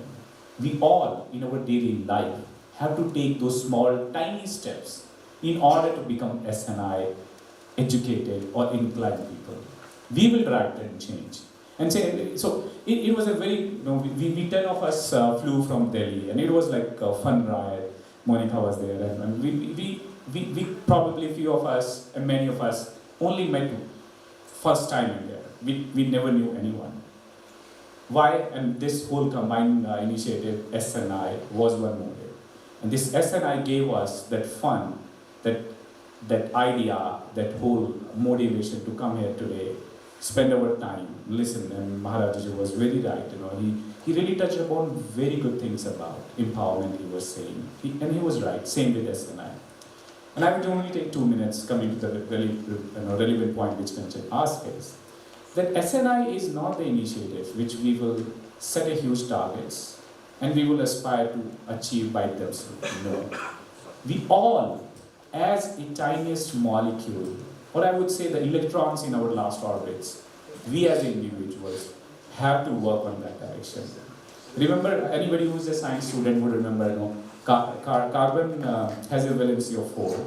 That means it can take 4 electrons or give electrons, 4 equally, and that's become everything's all carbon. And sorry, I'm using this example. So SNI is the same like this. So we all are carbon atoms. We're just waiting for the coming last 4 ones to come to us. So we will become SNI inclined people. You will understand this example when we will go in deep, but we don't have a time, so we will touch.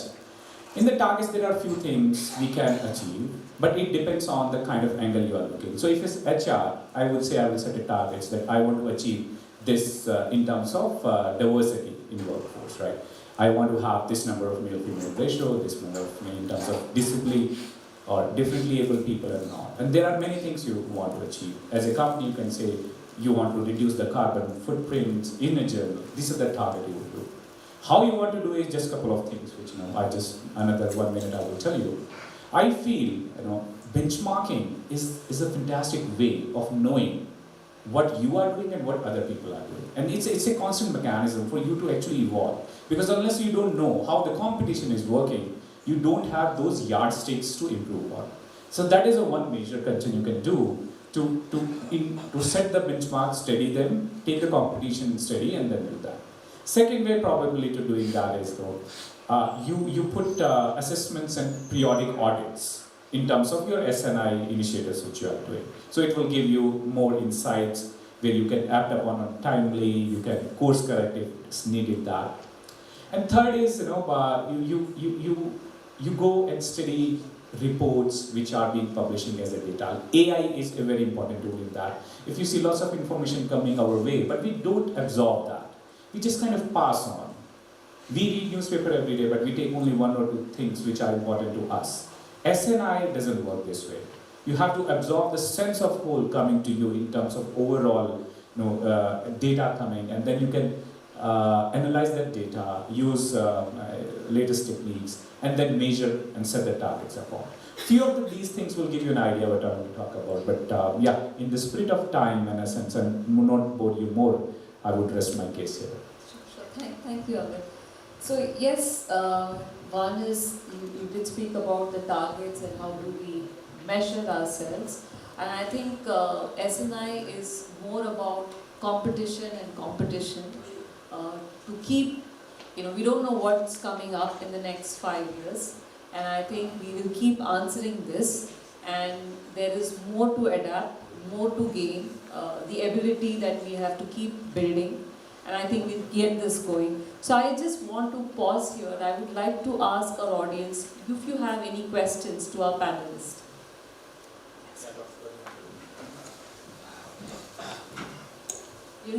Teachers can't sit and listen. One of the things that, but at the same time, I think very interesting points have come through. But I have a typical question in my mind because, the topic was sustainability at the core of your business practices. So I think the audience is also curious because we have some school principals here also. And a lot of, they're connected to the students. So one of the things I wanted to know, for example, if you talk about manufacturing today, and if you see the current budget that has come in, so one of the top of the things in the budget is about digital education, digitalization of education, and that will go to the masses. Which means we are not only going to look at young Indians who are great with coding, so we are now going to bring the knowledge into almost everybody's household. So looking at typically as a corporate, in my example of manufacturing, you do something, for example, in energy. Saving energy, you look at using renewable energy.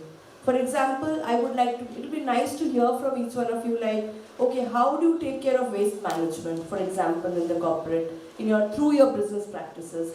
So it's something like that at the micro level, from the macro, while they can be part of your objective or the mission, but how exactly it is happening. So that I think would be, I'm interested to know, because you come from the best of the industries.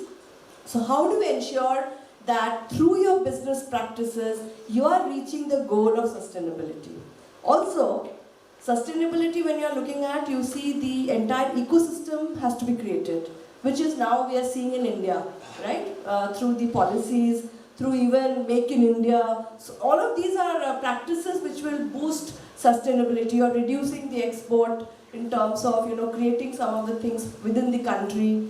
So it's a little tricky, but I would be interested to know from each one of you, any of the areas, if you are a service provider, for example, in hospitality sector, like we are in Lalit here today, you're looking at now everybody talking about green hospitality, right? In terms of how much are you doing it, how you're reducing energy consumption in a hotel. So something specifically, it will be interesting for all of us to hear from you that what kind of measures are you doing within your own organizations which becomes an integral part of your business practices and of course focusing on the sustainability. Thank you.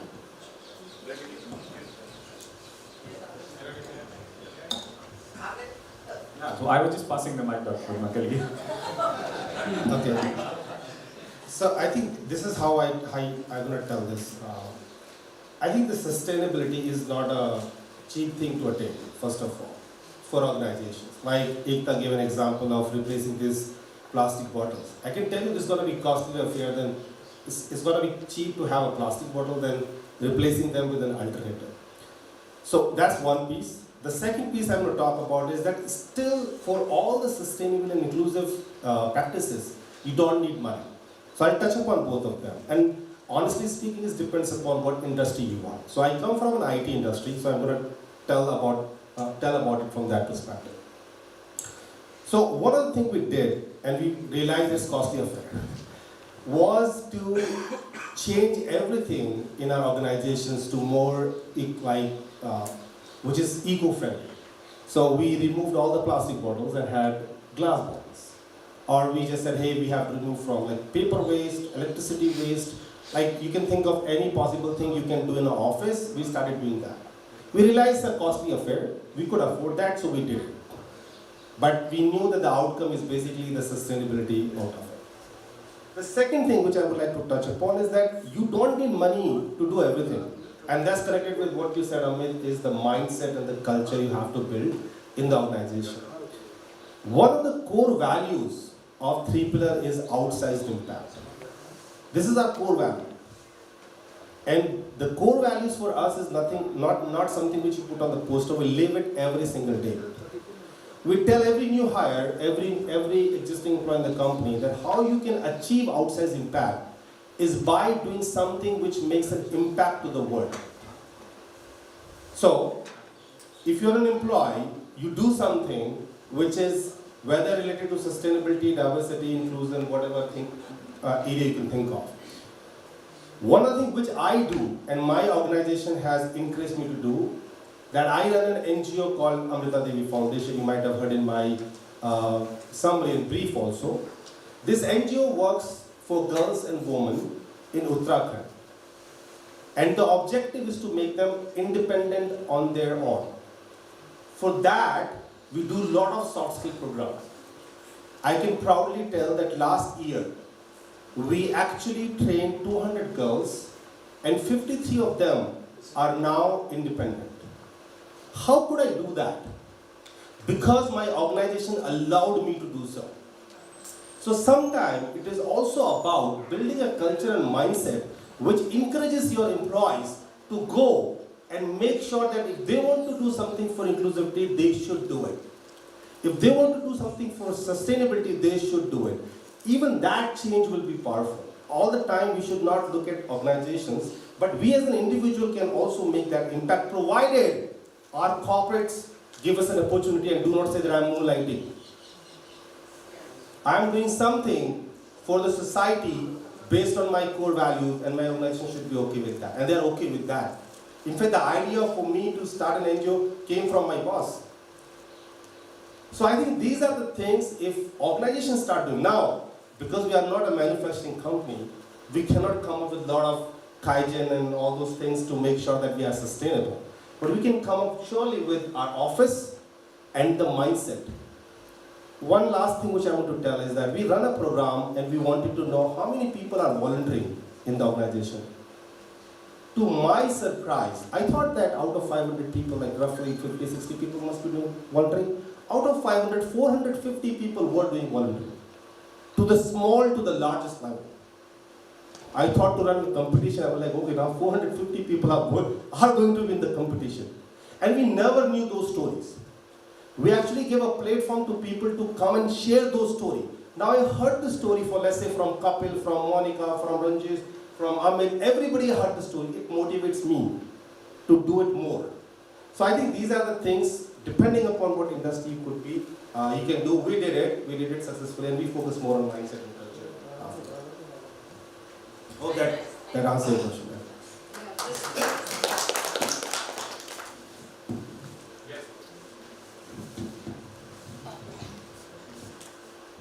A very good evening to all of you.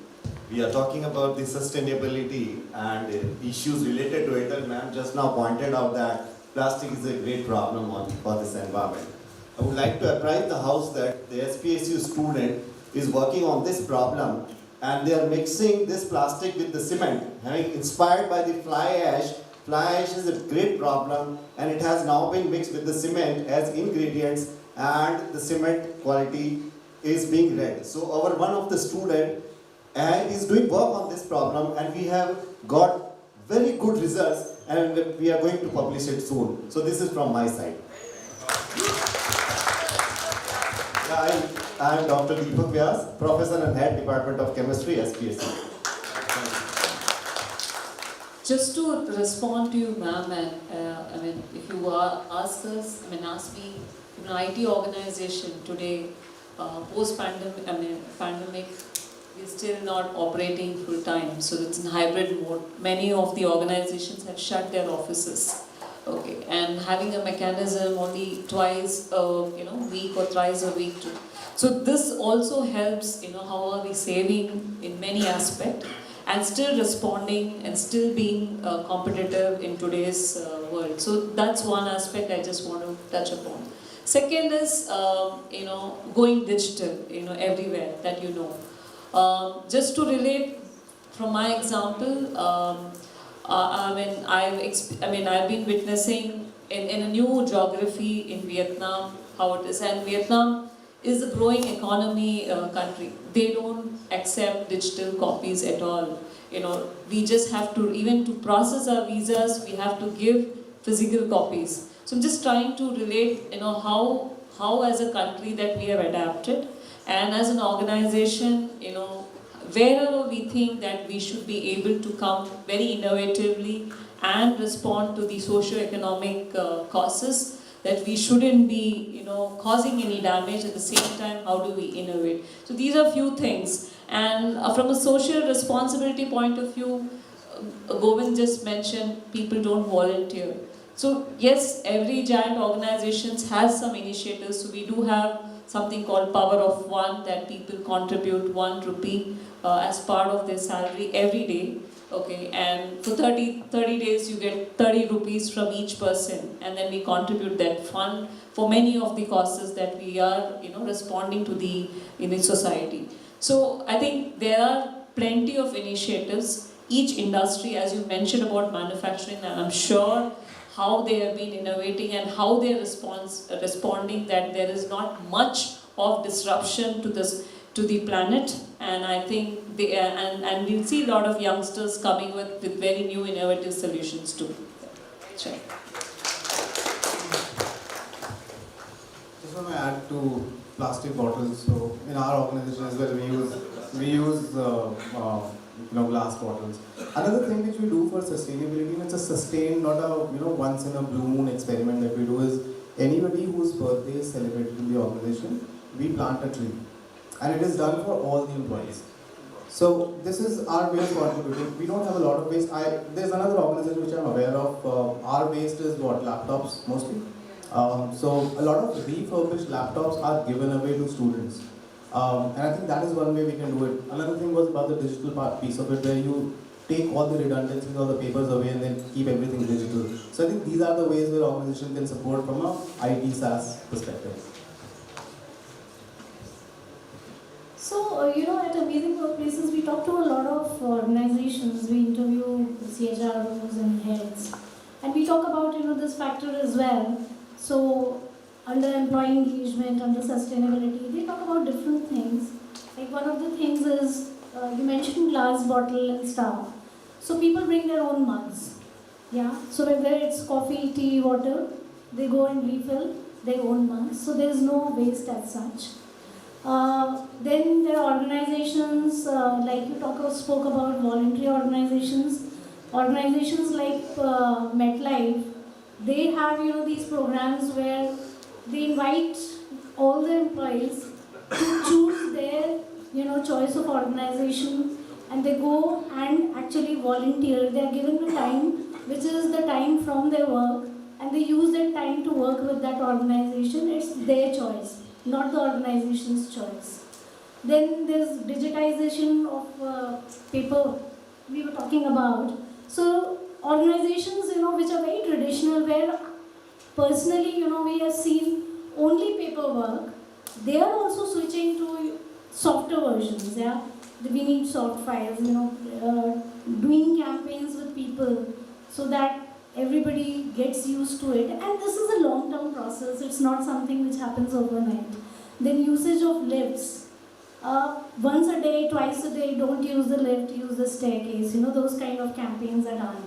There's another organization, Accenture, if I may name.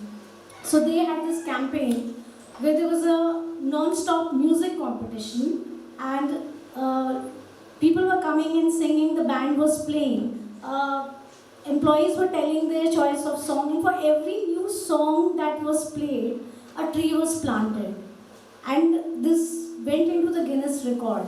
So things like that organizations are doing. They are coming up with a lot of creative ideas, and as at Amazing Workplaces, we do keep, listening to these innovative ideas and these best practices and appreciating them on our platform. So yeah. One point that I too would like to add is that, yes, in which ways I was very happy hearing all these initiatives from many companies here, and especially I'm impressed by the one told by Khalid, planting a tree with every single birthday of every employee, which is very great. And also, yes, pandemic, like what Kanchan has said, pandemic has taught us a lot. People were using soft copies of everything, and then now we are back to office at our organization. It's been 1.5 years, by the way. We are no more working from home, and even then we are ensuring that we don't print. Let it be a presence, let it be appointment letters, whatever, come what may. We are keeping it to the best, to the lowest possible extent, very minimal, and keeping aside these environment things, because many have spoke about it. I, coming from a developer background, I would also like to point out, because majority of the other points are already covered. So let me put this technical stuff also here, that we have moved to cloud, the cloud stuff everyone has been talking about, and that reduces the latency, which is directly proportional to the health and wealth of the society and the environment as well. And also using the green web hosting services, which do not lay any impact on the energy consumption and a lot of other details like such. So even from the technical point of view, we being the product company, there are a lot of initiatives, and we are still digging deep to understand what else we can do to ensure the sustainability of the resources as well. And yeah, that's what I just wanted to put. I think there is some buzzing alarm, by the way, in the industry. Okay, last one, and definitely not on the water bottles. No, definitely not on that. See, from the campus perspective, from the talent acquisition perspective, what man was talking about digital stuff which is happening, I'm not sure whether moving forward we will even hire a 5th standard or 6th standard to 90 organization. That is where everything is moving towards. Few HRs from the south, we have taken an oath of going to most of the colleges and talking about soft skills and talking about technical summits and technical symposium, how to do hackathons, and bringing all those downtrodden to the level of what today we need in the organizations. So we have a long way to go. Definitely we will reach that heights, and today we are living in a challenging environment. And definitely all those efforts, all those inclusion, all that sustainability will definitely make our country a better place to live. That is what I have to talk about. Yeah.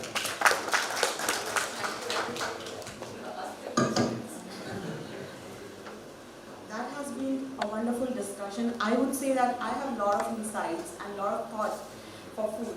So I would want to thank our panelists for having such a wonderful discussion, and it is so rightly said that by building an inclusive and sustainable company, learning culture based on these principles, organization can transform their productivity, business growth, employee retention, as well as goodwill in the years ahead. Thank you, everybody. Thank you.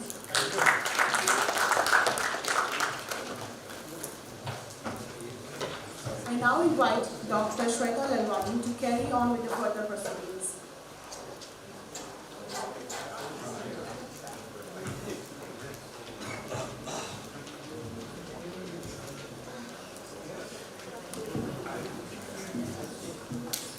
A very blissful evening to all the leaders, dignitaries, and members of Sir Padampat Singh Arya University family present here.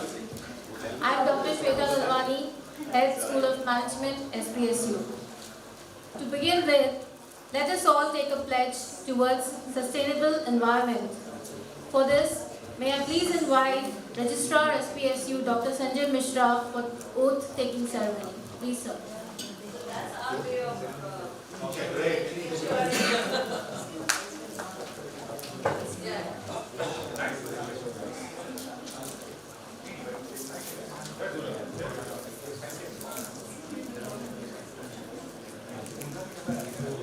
Good evening. You need to repeat what I will be saying and then let it be a practice in your life. All right.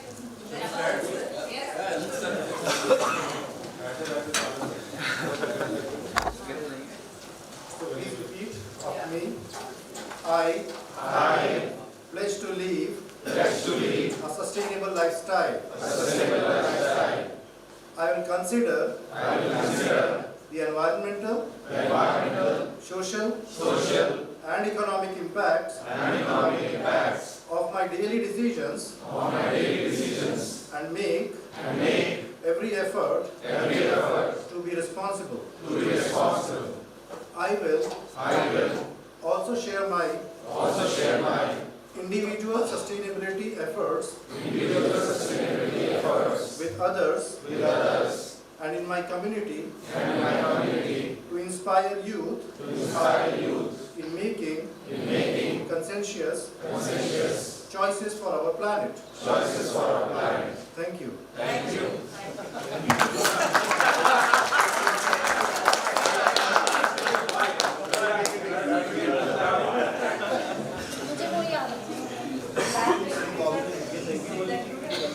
We all agree that excellence is never an accident. It is a result of high intention, sincere effort, intelligent direction, skillful execution, and vision to see obstacles as opportunities. SPSU believes in acknowledging the contribution made by these leaders who have significantly contributed in the area of sustainability in business practices and empowering the youth talent of the nation. In Kshitij 2023, Sir Padampat Singhania University very proudly presents various categories of awards. Award of Excellence in Skill Development. It will be awarded to an expert who has significantly contributed in the area of skill development amongst the youth, leading to their enhanced employability. HR Leader Award 2023 is being awarded to a senior HR professional who is a leading force in executing organizational strategy that directly affects the organization's performance and prominence. Business Leader Award 2023, recognizing the inspiring leaders who are walking the walk on sustainability and accelerating climate action. This award is for the corporate leaders who are leading from the top, driving positive environmental and social change within their organizations and sparking new ideas and actions in the industry and beyond.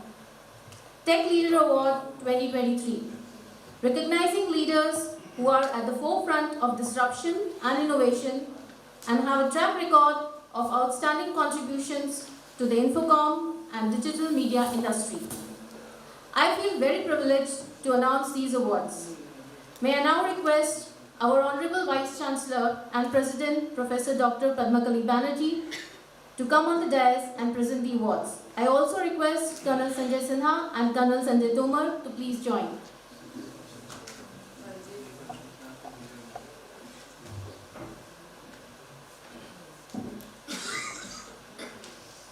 The awardees of the HR Leader Award 2023 are Mr. P.V. Kothur, Head Global Freshers Engagement Program Wipro. So please come up on the stage and accept the award.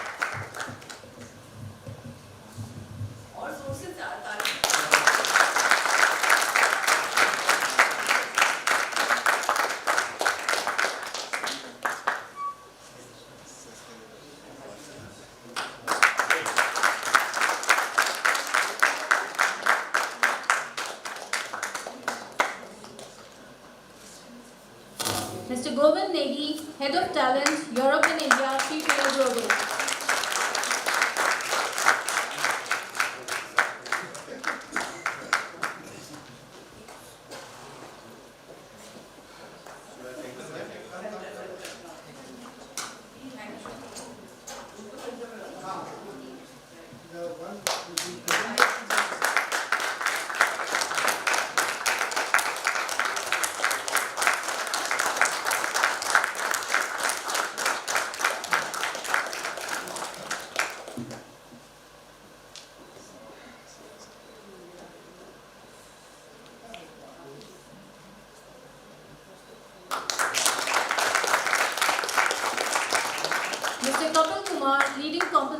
Benefits HR Analytics British Council.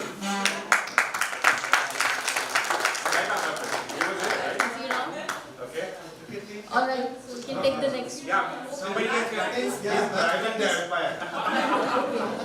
Ms. Kanchan Khedkar, Deputy General Manager, Head HR, HCL Patna.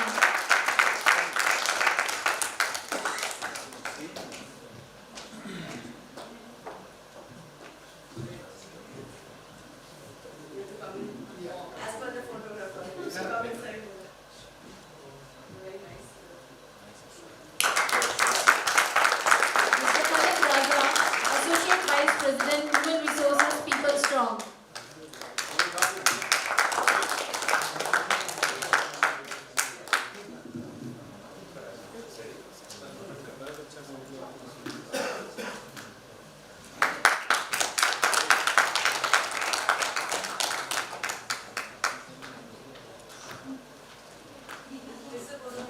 Mr. Khalid, yeah, he's there.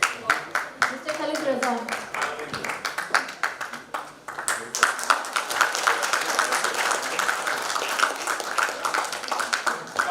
You missed the award. Is empire okay?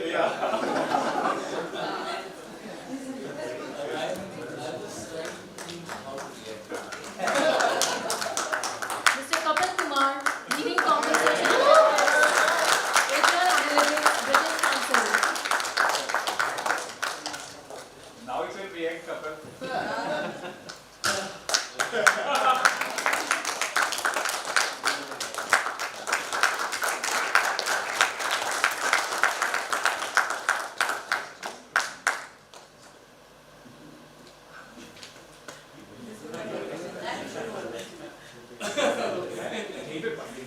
Ms. Monica Marwa, HR Director, UPI.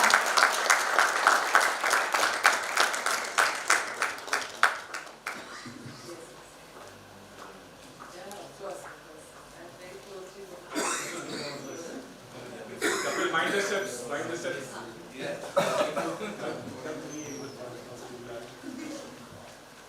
Round of applause.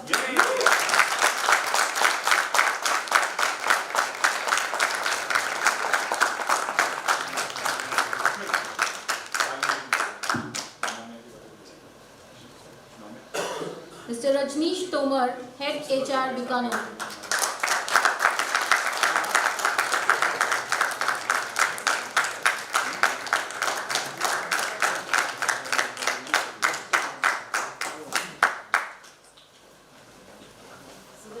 तुम्हारे बारे में पता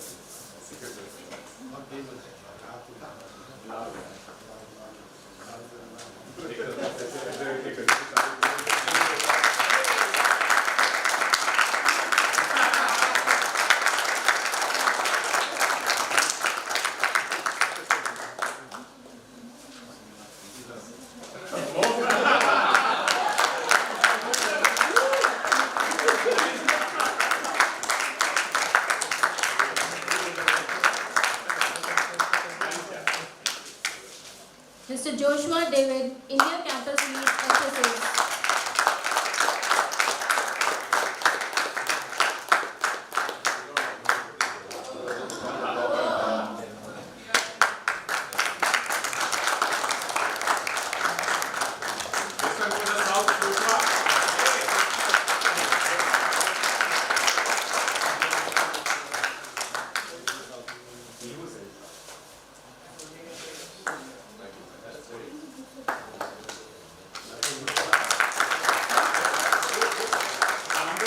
Mr. Amit Kataria, CHRO, Minfi Technologies Private Limited.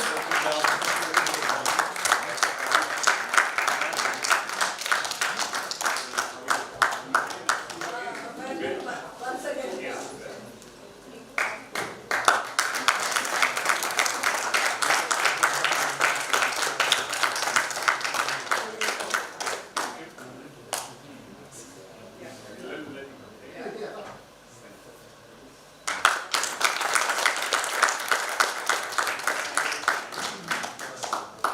Mr. Gokul Pandian, Director, Climate Change and Sustainability Service, EY.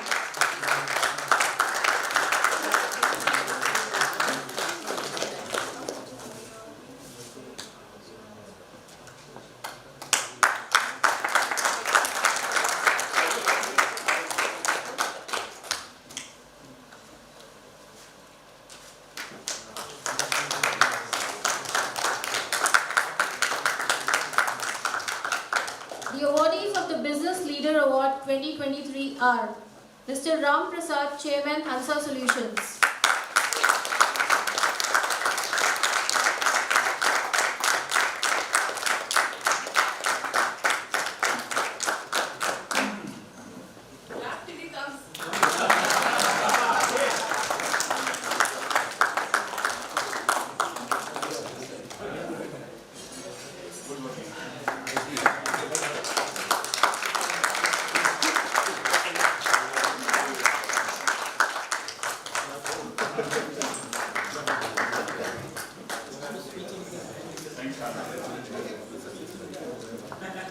Mr. Uma Shankar, CEO, Hansa Solutions.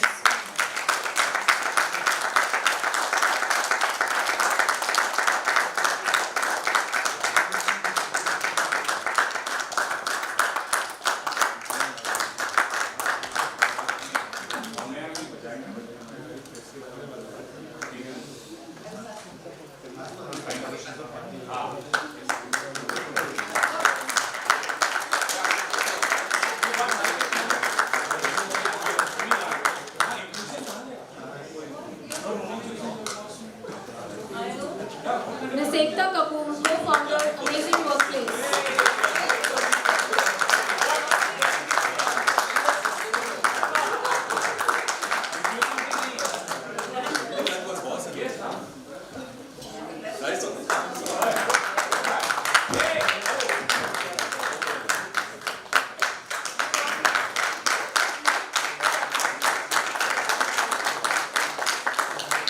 Against the plastic rage.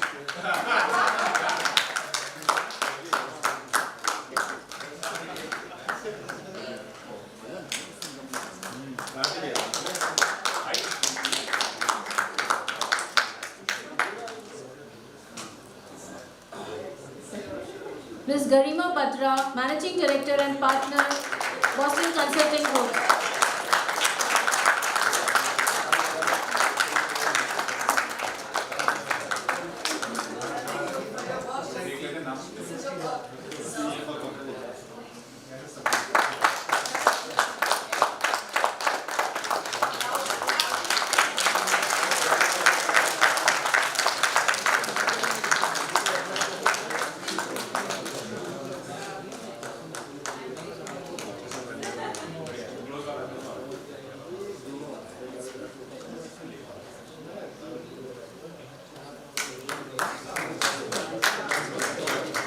The awardees of the Tech Leader Award 2023 are Engineer C.P. Jain, Institute of Engineers, India, Local Chapter, Udaipur.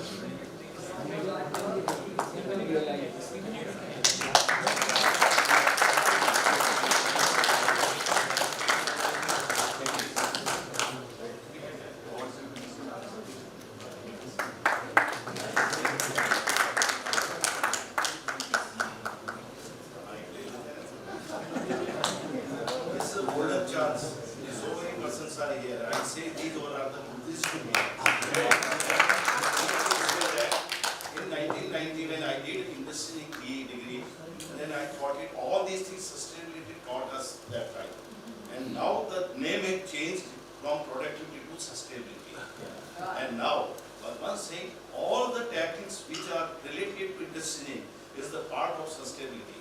If you follow all the industry tactics, no question will come how we can be the more higher productive.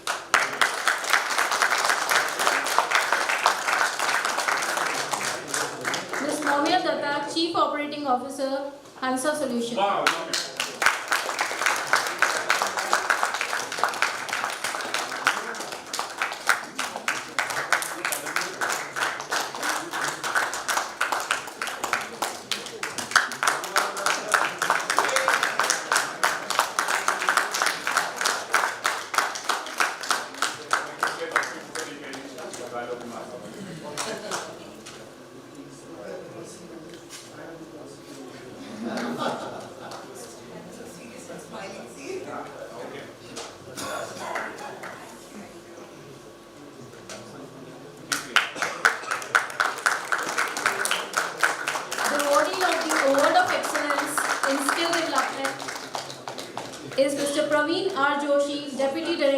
and Head Ministry of Micro, Small and Medium Enterprises, Extension Center, Udaipur.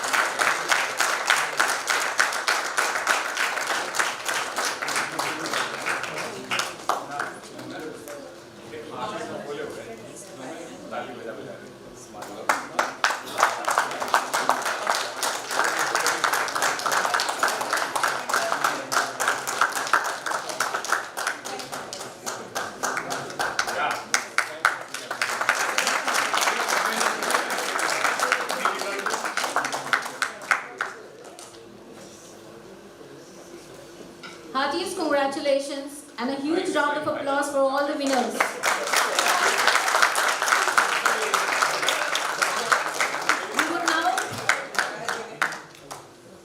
We would now like to felicitate our esteemed delegates. I request Mr. Sanjay Narvaria, Principal, Delhi Public School, Udaipur, to please come on the dais and accept the token of gratitude from SPSU.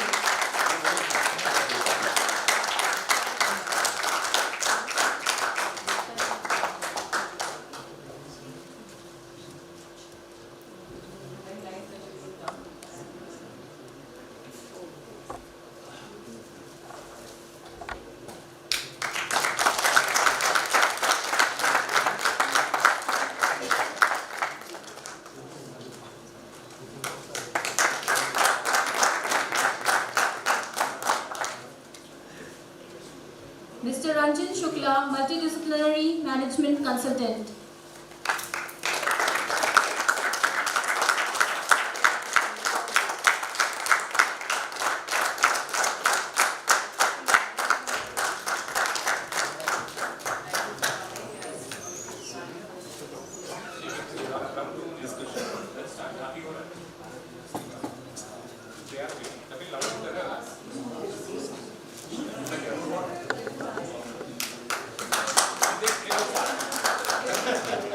Mr. Sanjay Datta, CEO, Maharana Mewar Public School, Udaipur.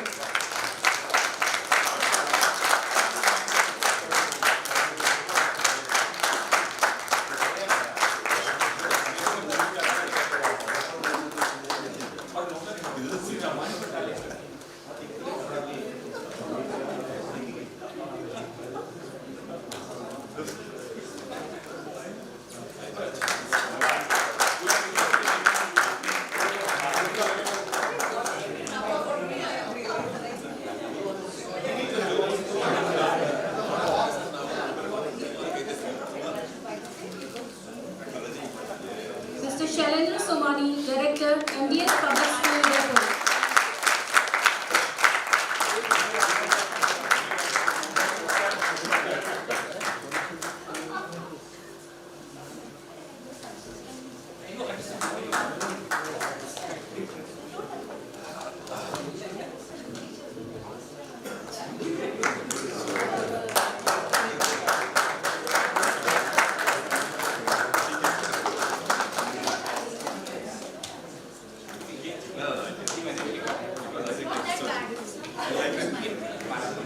Mr. D.K. Gupta, Principal, Vivekanand Kendra Vidyalaya, Rishabh.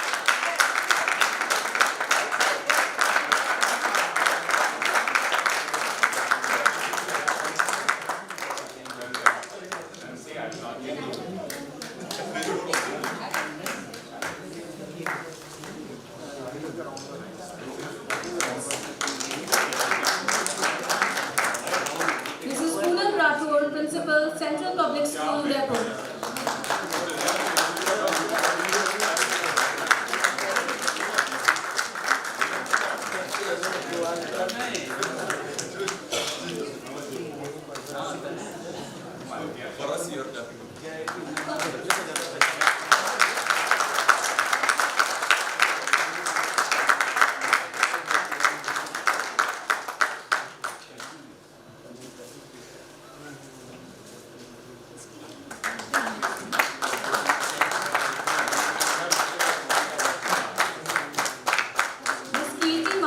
Principal, Seedling Modern Public School, Udaipur.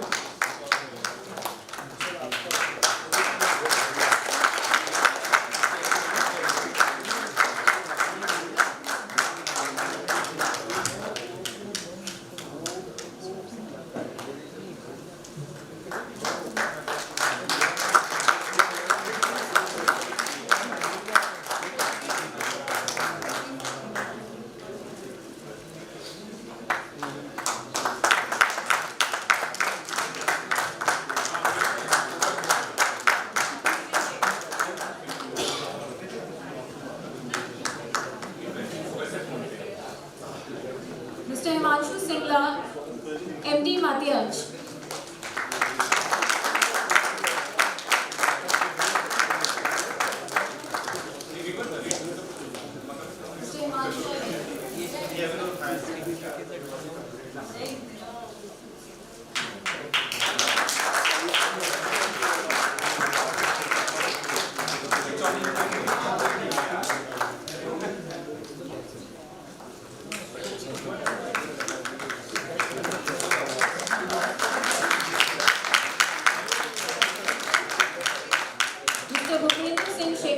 Zonal Head, Dainik Bhaskar, Udaipur.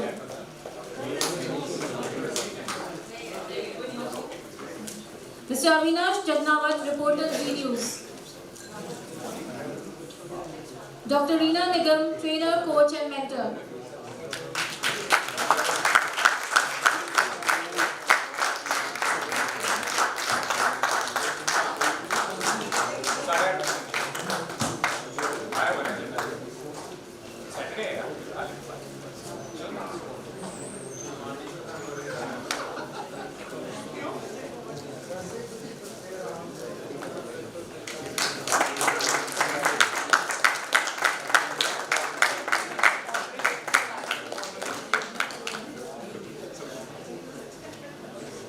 Thank you, ma'am. Thank you, sir.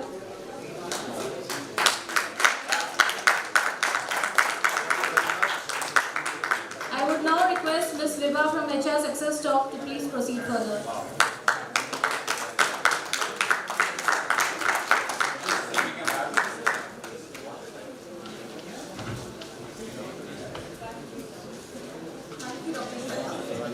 In our first round of the discussion, we touched upon environmental factors, and now our second round of the discussion is on environmental social governance. I just touch base upon this topic. ESG is a framework that helps stakeholders, investment community, customers, suppliers, and employees understand how an organization is managing risk and opportunities related to environmental, social, and governance criteria. ESG takes the holistic view that sustainability extends beyond the environmental issues. Environmental factors refer to an organization's environmental impacts and risk management practices. These include direct and indirect greenhouse gas emissions, management stewardship over natural resources, and the firm's overall resiliency against physical climate risk like climate change, flooding, and fires. The social pillar refers to an organization's relationship with stakeholders. Corporate governance refers to how an organization is led and managed. Our second roundtable on environmental social governance, the core of business strategy, will seek to understand and brainstorm on how leadership's incentives are aligned with stakeholder expectation and how shareholders' rights are viewed and honored, and what types of internal control exists to promote transparency and accountability on the part of leadership. The moderator of the roundtable is Mr. Gokul Pandyan, Director, Climate Change and Sustainability Service. I request Mr. Gokul Pandyan to please come up on the dais. The panelists for the roundtable discussion are Mr. P.V. Cotton, Head Global Freshers Engagement Program Review. Mr. Jitendra Singh, President and Chief Digital Officer, GK Cement. Ms. Monica Marwa, HR Director, Blue Party. Mr. Ram Prasad, Chairman, Hansa Solutions.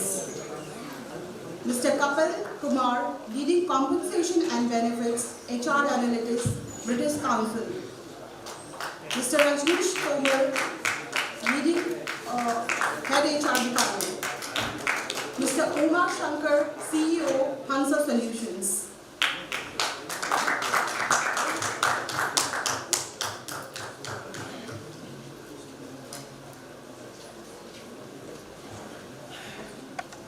Good evening, everyone. I know that I'm on a tight spot. Opening now, and the session closure. And second, that we have also spoken a lot about sustainability. So we are on tight spot, I would say. But still, I would see that how I can, how we all would engage you for maybe another 30 minutes. No? How much time? Yeah, because I know this session is getting over by 7:30. I will not be extending it. 40 minutes. We'll try and add value. Yeah, we will add value. We'll give back your time. But we still want to listen to each other. Definitely. Definitely. So I would first give a context. What I will do is that we do not want to repeat what we had already discussed. Whereas what we would like to talk about some action-oriented points. Second, I will also take you a little bit above and beyond so that you know. We have spoken about a lot about sustainability. I would like to weave in a context of ESG into that. And then I will ask some questions to the esteemed panelists. So with that, I would like to give a brief introduction. So on ESG, ESG was primarily coined sometime in 2004. It was primarily coined by the United Nations Global Compact. It's all dovetailed primarily from the sustainability. It's basically come out from the triple bottom line, which is people, planet, and profit. So the people resonates to the social aspect of it, planet resonates to the environmental aspect of it, and profit resonates to the governance aspect of it. So that's how the ESG, the entire concept has been framed. Now, if you look at the ESG is being primarily driven by a lot of regulations, some drivers which I would like to quickly highlight. And with that context, then I start asking questions to my panelists. So, a couple of regulations which I would like to say how it is being driven. Number one, I would say the global regulations. I would say which is European Union Corporate Sustainability Reporting Directive, which mandates all the corporates which has a turnover of more than 35 million euros or above. They need to report on the non-financial disclosure of the company, which is not just a financial disclosure. You have to disclose about your environmental performance, your social performance, of course your governance performance too. So this is also going to have an impact on the Indian entities. So wherever we have an export-import, definitely there's going to be impact on the Indian entity. That's number one. The second regulation that we talk about on the carbon border adjustment mechanism. It's basically every country has taken up a target. I hope you all know that India also has taken up a target of net zero by 2070, right? Similarly, the European Union has taken a target of 55% of reduction by 2030 from the 2005 levels. For that, considering that they are going to address what is the carbon which is coming from the product which they are importing. Right? For example, if an European entity is importing some product from India, and they would like to assess what is the carbon footprint of that product. And it is estimated that India might have an impact of almost like $3 billion. There was a news article also you must have read about 2 weeks ago by the finance minister herself. So this is the second regulation. And from the national regulations, I would say that India has been taken up a lot of steps to see how we can actually address those global pointers. Number one, we had India has actually come out with the Business Responsibility and Sustainability Report, which is called BRSR. That is mandatory for top 1,000 listed companies in terms of market cap, where they will address all environment, social, related aspects. And second, there is another draft regulation which is on the board by the RBI, which addresses all the financial institutions to address the climate risks that on their portfolio. The climate risk, what I meant is that there is a physical risk, there is also going to be a transition risk. So the physical risks are basically, we all know about this acute risk, which are like flags, probe, etc.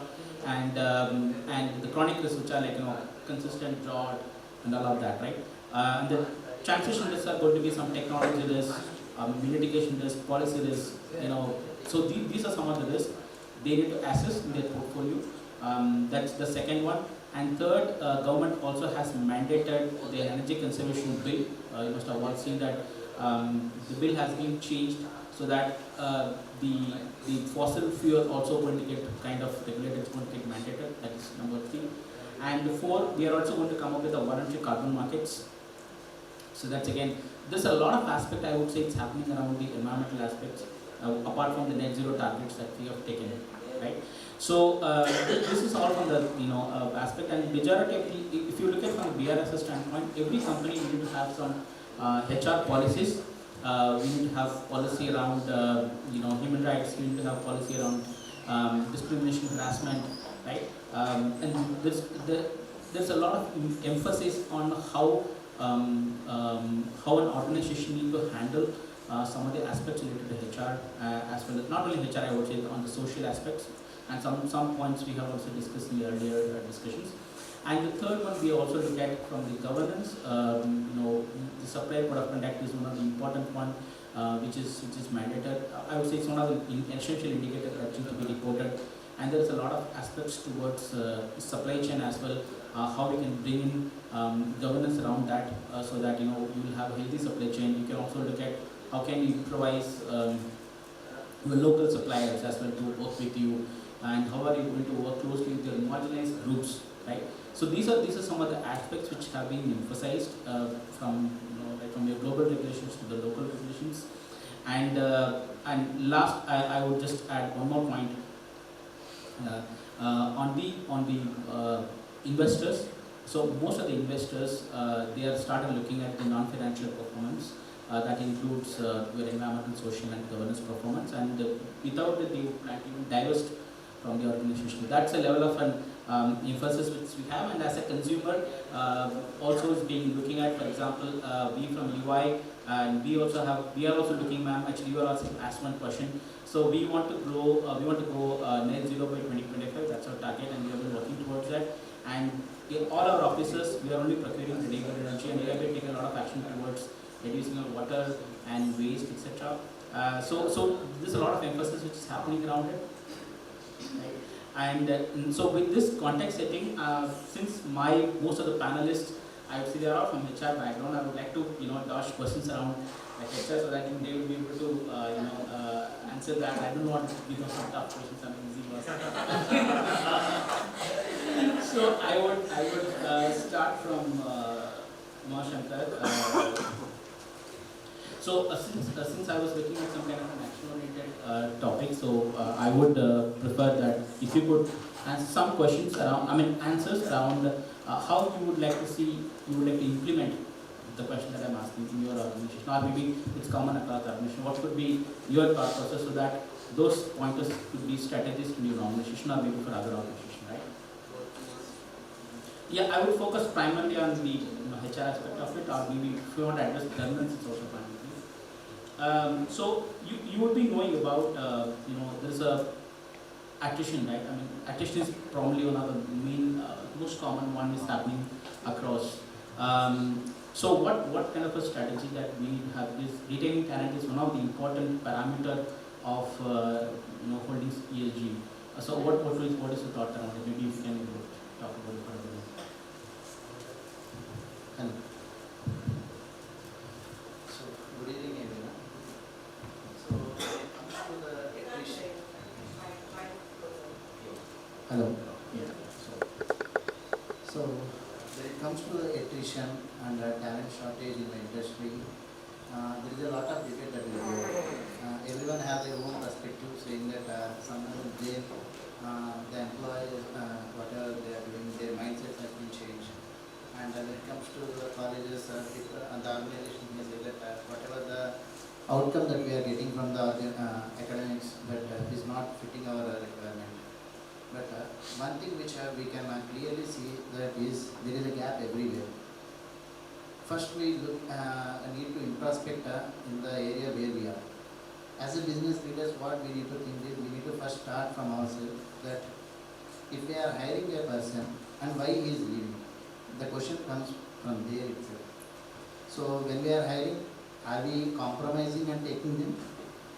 Or we are already certifying that he is a skillful person and we can take him into the job. So in these two aspects, if you question, if you are compromising, then you are taking a lead approach and are doing it. So there is no worry that if they are leaving. But one thing is, if you are finding them they are skillful and they can be adjusted into your work environment, then why they are leaving your organization? So that's where we need to start is, it's usually, there are two mindsets of the employees that you see is, one works with for the value, and the value is the money. And some set of employees, that they can work only for the values. So they believe in values. For them, secondary is the value because they know that the value or whatever the packages that they will come along when they are. So what is this values means? For which the organizations to have a strong culture in place. What kind of culture that we can set up is we need to value each and every resource, whatever the work they are doing it, and we need to support them, and we need to appreciate them at the right time, and we need to scale up whenever they are required. So if this kind of approach should not be on the papers. It should be from the head, and it has to be passed on to the execution teams, and we need to have a benchmarks in place. Because everyone have their culture, vision, mission and everything on the papers.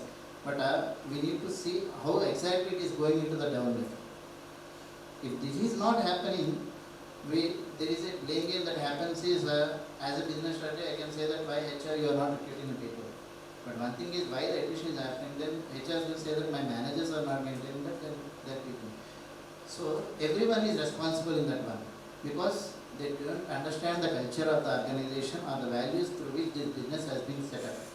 If this has been understood into the core mindsets of each and every person, then we can address this problem. Let me tell you why there is a talent shortage happening is, we don't know what is going to happen because the companies are not publishing their roadmap clearly because they are also, if you see a shift of digital transformation from the way a decade, now there is a recent releases, if you take a mobile phone OSs, they are releasing a 3 months or 6 months in a duration, they are releasing so many versions. Similarly, you are getting so many technologies within a span of time. That means we are not sure what is the outcome that is going in the market.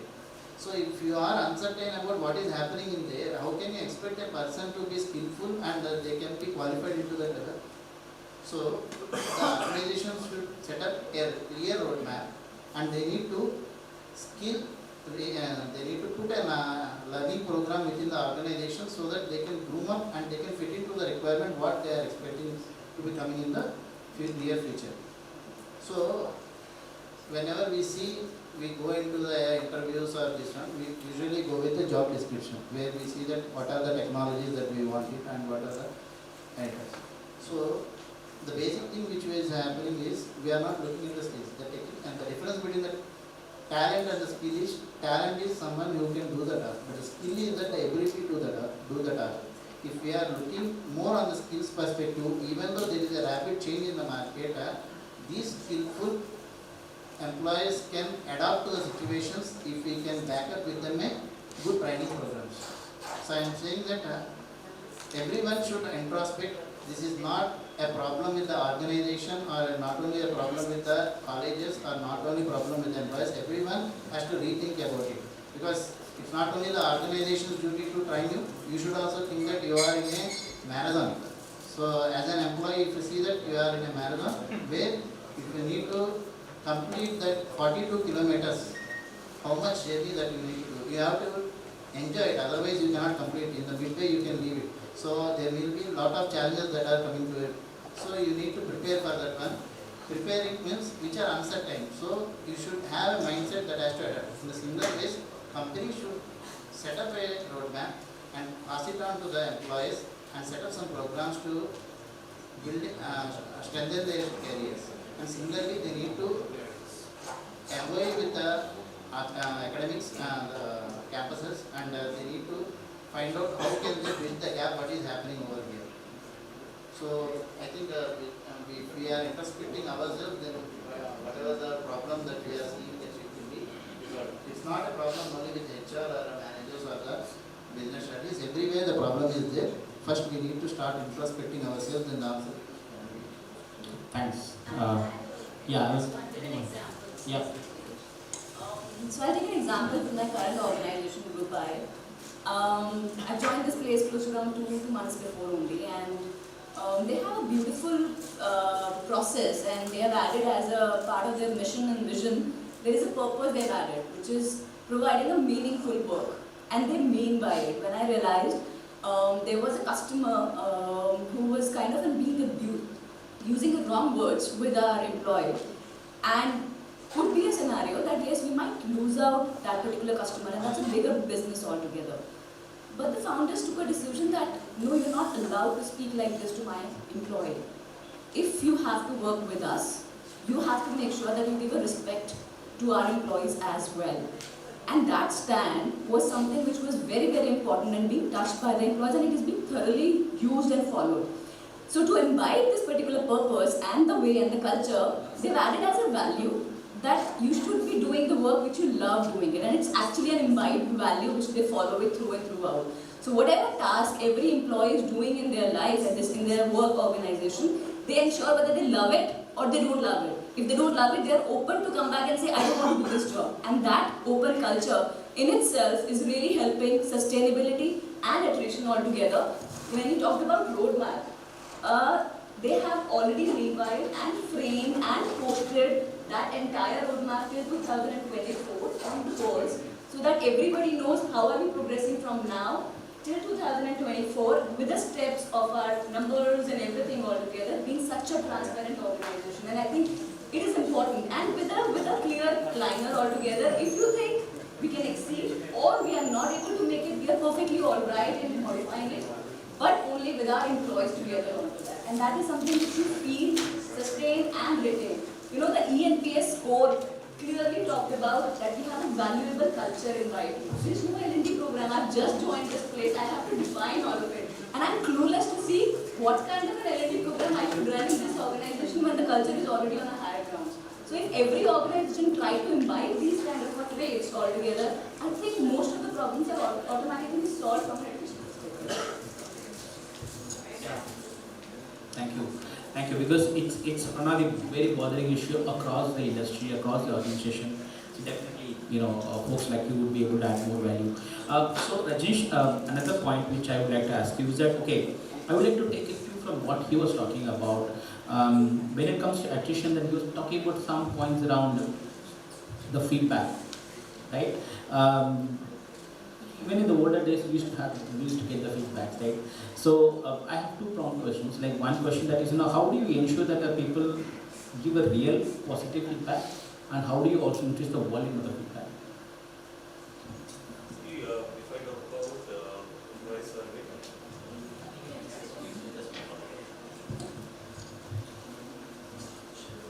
see, if I talk about employee survey or employee feedback, that is not something new. We have been capturing it for ages. 10 years back, 20 years back, we have been capturing. However, the definition has totally evolved. If I talk about 10 years back, 20 years back, we were capturing feedback about the health condition of the workplace. Do you get food? Do you get safety? Do you get your basic needs? And are you aware about the job description? What you have to follow? And now, I would say it has entirely evolved. So from those basic things, from hygiene, maintenance, safety, food, so we have moved to, I would say, the emotional health, physical health, mental health. And not only that, I would say whatever strategy company has, we have to see whether people are aligned with that. Let me just give you a quick example. I work with Meccano. We deal into packed namkeens, biscuits, packed food. So we have just transited from traditional KRAs to OKRs. So that's a new concept which was brought in India by Google. So in fact, we are the first company in FMCG who has brought the concept of OKRs, which stands for Objective and Key Result. So when we brought the concept, it brought the fear in people's mind that how the performance is going to be judged, they may lose the job, or what would happen. So we launched OKRs, and not only that, we did a survey to align whether people understand the objective, why OKR has been brought in the organization, what we can do to train them further, what we can do to change their mindset. And you won't believe, from the traditional setup when we had the annual reviews, or I would say people used to do only the reviews only because of annual increment. So from that check-in point, we have moved to weekly check-in. If I say weekly check-in, every individual sit with the manager, every manager has a weekly review. And trust me, in fact, at one of the forum, I was asked that did did it not lead to the attrition in the company? If people get to have a weekly performance, it tend to have attrition in the company because people develop fear. And trust me, we had a survey, we engaged people to know what fear or what support they want from our end. And luckily we faced no attrition at all. Rather, we got to have the objective that yes, that's what's the area we have to train people further upon, we have to align people further upon, and we have to engage people further upon. So going further, the question what you asked, that yes, whenever we engage people with the survey, and moreover with the help of, I would say AI, coming from the traditional set of questions, AI help us to have the real-time questions and the real-time feedback also. So, in fact, I would say the feedback is all empathetic feedback, which goes from HR by the AI. We get to understand what all people feel from the managerial perspective, what all people feel from the process perspective, and what all people feel from the culture perspective. So, I would say, in fact, I would connect with the attrition and what all things we talk about. In fact, just to say what my friend Monica said, that if you define people with a purpose. In fact, in our organization, we have defined people with an objective. So our objective is not to make namkeens or to sell bhujia or to sell biscuits in the market. We have clearly defined objective, right from the HR to the managing director and even to the worker, that yes, we have to ensure, as Picaro as a brand, we have to ensure that the ages-old recipes of our grandmother, the ages-old tradition or the ages-old taste of India, we have to spread all across to the world. So that's a purpose we have connected our people with, and that's where people are resonated with. So that's what I would talk about in terms of the employee engagement, and that's what people come ahead, that yes, they are finding their existence purposeful in the organization. Can I add a few points here? When we say feedback, I think nobody can go back into the history and change anything. Right? So that feedback word itself is a controversial word. I think it should be reflect and feed forward. When we talk about feedbacks or maybe feed forward, we should identify why we are doing this. There has to be a cause, and that cause has to identify a solution also. So whenever I talk to my subordinates or my peers, I do a sandwich. What went well, what went wrong, and how we can mitigate that risk or maybe a potential solution to eliminate that occurrence again. So I think that is important because it's people who can make and break the organization or any institute. So we should value if somebody is doing something wrong. I think there's something wrong with that individual, maybe personal or professional. So understanding that individual is more important to counter that situation where that person is dealing with and give a counseling to that person, become a mentor. So I think that's important. Possibly I will add 1 or 2 points. It is neither a feedback nor a reflection. It's a perception. It's like ECG, right? When you see the principal, ECG will abruptly go. If you see somebody else, don't take bad manner. When I see a vice chancellor, it goes up and down, it's normal, right? It should not become a zero, right? Perspectives vary. During the MSI cycle, that is salary hike cycle, you are different. In the promotion cycle is approaching, you are different. And you are not considered for any of these, again your emotions are different.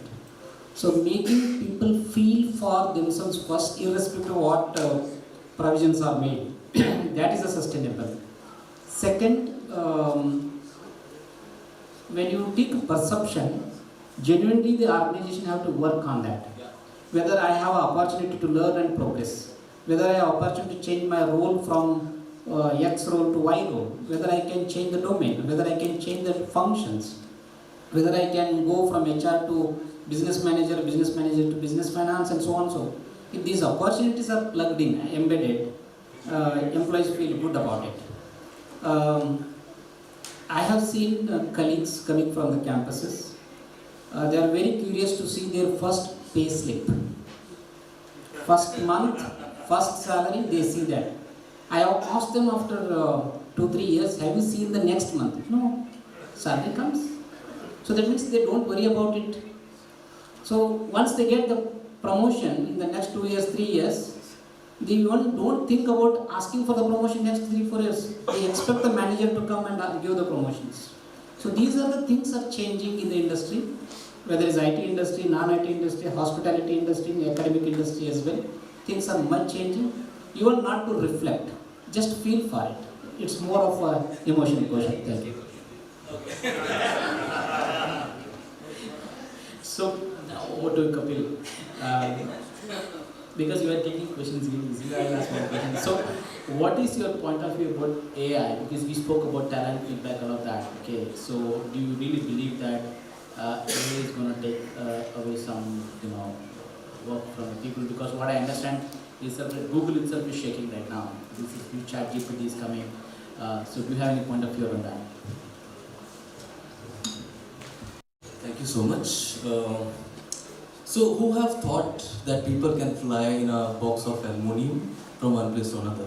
Nobody did that, right? But it happened. AI is, I'm not saying that it will take away the human intelligence, but AI is important. AI says artificial intelligence. We are not artificial, right? AI is important to deep dive and assess a current situation. Think of a probability of occurrence and take a decision. AI cannot take that decision. It's a human who has to understand what AI is talking about, because AI is built by human itself. It works on a coding, on machines, right? And who has developed that code? It's human. So when this buzzword came into the market, people were worried about their jobs. Will AI be able to replace human beings? I personally don't feel that, and there would be people who would feel that AI will definitely replace. But I can quote one example. So we have seen robots, and robots have evolved to a level that they are behaving like humans, right? Let's think of an example. We are from India, US. There is a huge culture difference. Excuse me, I'll use Hindi. India में अगर कोई मेहमान आता है तो हम लोग उससे चाय पूछते हैं. 99.9% the person will say no, and we have to gauge the expression. वो सही में मना कर रहा है या वो चाहता है कि दोबारा पूछें, right? Now if a robot is addressing that guest and the guest is saying no, I don't want to have tea, the robot will say okay, do whatever you want to do.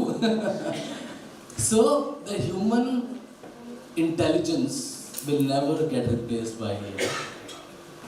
But coming to one point, which was very interesting, because I've started learning how human behaves and what is the human psychology. We all are slaves to our own thoughts and experiences. The entire organization, industry across the world, spending huge amount to engage people. But in the recent survey, the survey says only 7% of the world workforce feels that they are engaged. Only 7%. So if only 7% feel that they are engaged, where the money is going? The initiatives, the programs, I don't think we are adding value to it.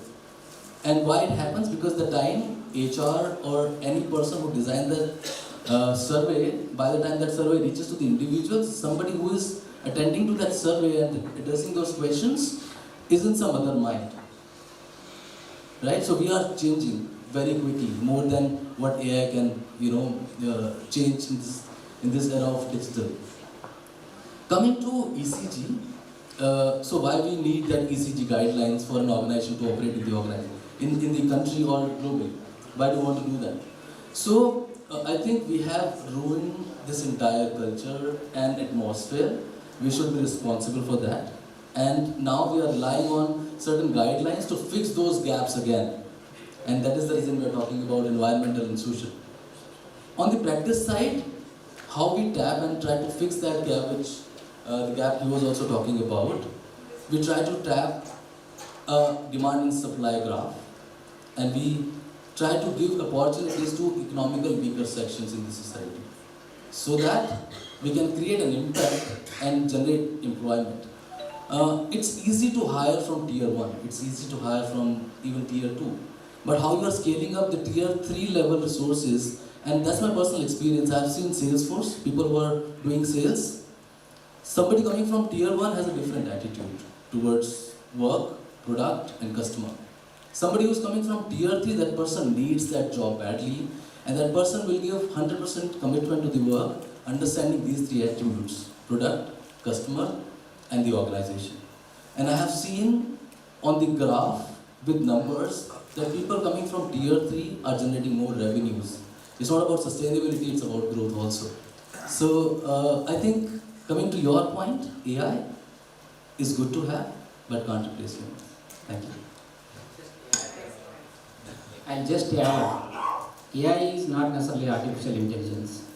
For the Kshitij 2023, A is academics, I is industries. We together coexist. I'm really sorry. I know HR people are known for this. We talk a lot.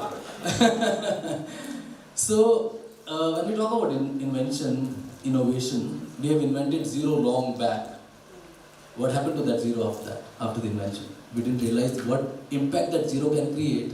And US has analyzed this 500, 600 years back, and they've invented computers.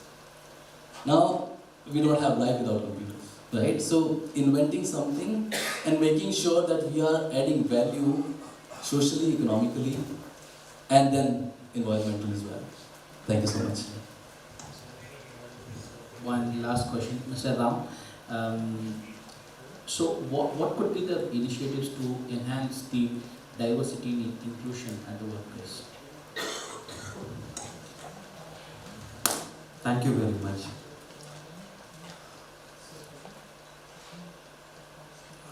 My friends and my colleagues all have spoken about various aspects of it in different forms. Maybe the same question is asked in a more different way, but entirely goes into the same theme or aspects of it. Before getting into the direct answer to this, I would like to just touch base, because I did not want to disturb the enthusiasm or the energies that are coming from everyone, and put my point of view also. But I would like to give a small my thought.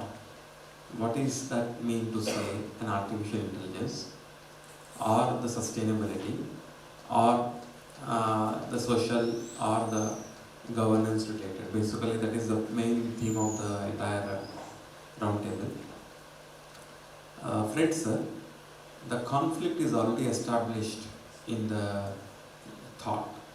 Okay, we are not in a singularity looking at this entire universe, but the conflict of thought has already been born when we are born, that this is me and this is you. Now the basic fundamental thing that we are looking at is we and the nature.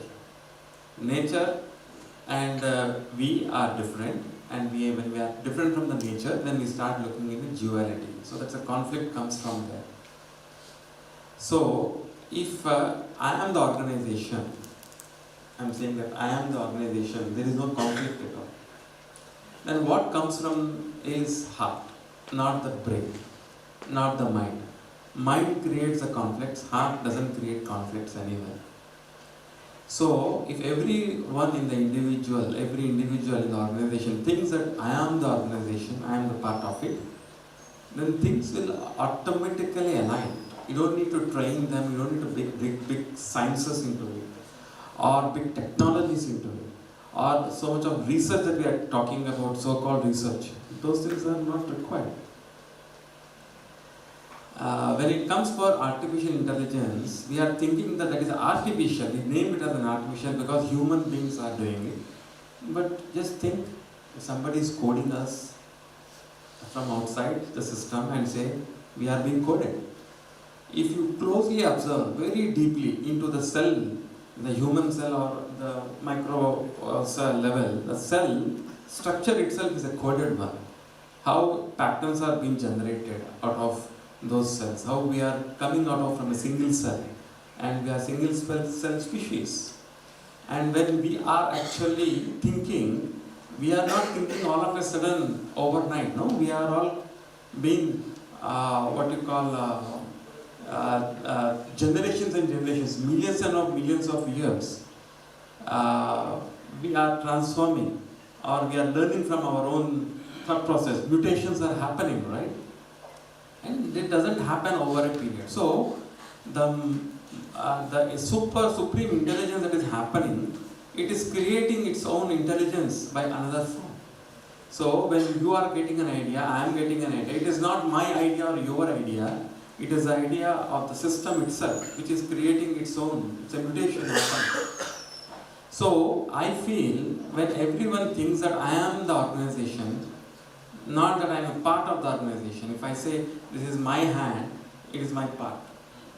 Okay, if it is my heart, it is my part. But if we say I am the thing, okay, I am the organization, I am the country, I am this universe, then everything will become more, I should say, unimaginable intelligence will come into everyone.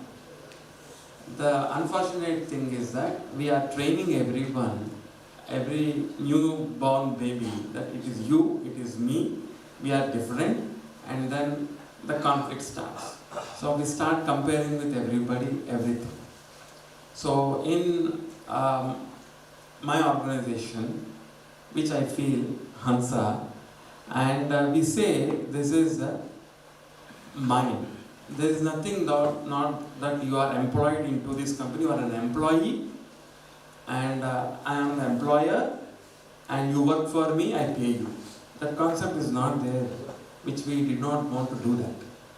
That is why Uma Shankar being a CEO or Naomi Datta being a COO, they are freshers in our company joined as a part of it. And we never promised them anything that if you do this, you will get this. We never promised this. We said it is your company, do whatever you want. And when they did it, they understood that they can become anything, anytime, anywhere. They can do wonders. They have that freedom to do it because it's their home, right? And when in my home, I can do everything, whatever I want. I will tolerate your mistakes also because you are my baby, you are mine. If I have to teach you, I have to teach you in a hard way, that's a different aspect. But there is a freedom of doing the thing. So, in the organization, we believe that single cell growth, how it happens in this species, the same thing organization also should have that growth, not to bring a CEO from outside and then make them to work. Top to bottom doesn't work, bottom to top will work. Okay, and that's where we see that the sustainability will automatically come, or the responsibility that should come, that will be inborn, because it is a singularity that we have to look into it, not with a conflict. So the human mind is already works with conflicts, it's me and you. But heart doesn't work with conflict, heart works with a singularity. Okay, so maybe I have not answered your question yet, but that will answer you everything. I'm sorry, 30 seconds. So, science, how many of people who are present here have studied science? I'm a commerce student. Science failed, and I'll tell you how. Double slit experiment, go and check. Physics has failed identifying why a particle is behaving differently when a gadget is placed in a box. Go and search on YouTube, it's pretty much there. So and nobody science is not failed. Science is not failed, but we have yet to evolve and see the reason. Yeah, so okay, yeah. I mean, so what we were experimenting, we were not able to see the root cause of it. So that's something which I wanted to point out in terms of AI, science, and the human intelligence. So we are still evolving there. Yeah. Thanks everyone. I just open for any questions. Maybe one or two. Speak only 4 words. The question. No question. I want to say this. The question is like that. You all are facing that this side of these organizations and the status must be out there. This should be higher, must be there. I say here, when I was a student of class 3rd, when I was going to the school, next day I was very much interested to go to school. But now in the job, we must create the environment like that. The person must from the house say, I have to go early. मेरे को काम करना है. Then this thing will come, all things will be over. तो हम ऐसा atmosphere पैदा करें कि जो आपका एम्प्लॉई है, जैसे मैं यहाँ आया हूँ, अगर मुझे पहले ये मालूम होता कि मुझे मिल रहा है, तो मैं दौड़ के और आता, लेकिन नहीं, मैं इसलिए नहीं आया. मुझे जाना है क्योंकि मुझे उनके साथ दो दिलों से दिल जुड़े हैं, तभी तो पद्मावती के पास इंस्टीट्यूट इंग्लिश आया. So this must be, हम लोग जहाँ पे भी हैं, अपने ऑर्गेनाइजेशन में, अपने किसी भी छोटे से भी किसी संगठन में ये महसूस कराने की कोशिश करें कि तुम्हारे दिल में जो जज्बात है, वो दिल के जज्बात मेरे में भी उतने ही हैं. तुम भी मोहब्बत से जियो, मैं भी मोहब्बत से जियो. आज आप देख रहे हैं देश की स्थिति में दो चीज़ हुई है. पहले कौन तिरंगे के लिए सलाम करने के लिए तड़पता था? पहले कौन था जो कि 15 अगस्त और 16? आज का वातावरण कैसा है? अब हम देश के प्रति प्रेम और मोहब्बत जाग उठी है. आइए हम मिलकर अपने सब ऑर्गेनाइजेशन, इंडस्ट्रीज जहाँ पे भी ऐसा ही करें वातावरण कि आपकी जो ये सस्टेबिलिटी है, हमारी प्रोडक्टिविटी है, एचआर के इतने बिग बॉसेस बैठे हैं, एचआर का मेन ह्यूमन रिसोर्स की जितनी भी अंदर में से उसकी उपलब्धि है निकाल लो और झोंक दो. How you can achieve your goal, your objective and your mission will be completed. It's my submission to you all.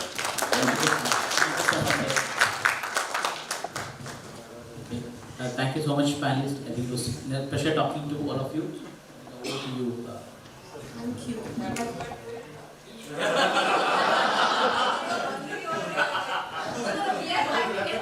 I have all the day. I'm here, so you are very good to talk.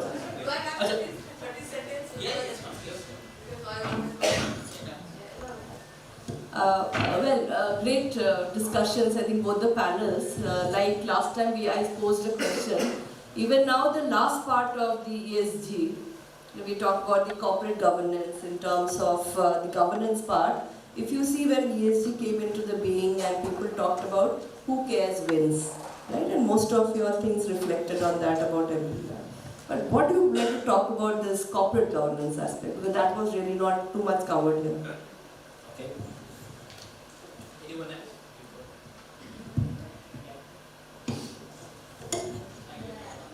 Okay, great. Thank you very much. We are talking about this corporate governance or any other terminology that is so-called terminology. We are borrowing it from outside world, outside India, and then trying to make it up. But this part is this corporate governance is, I will remove the corporate word, but governance, if I look at it, it is an integral part of our system in India.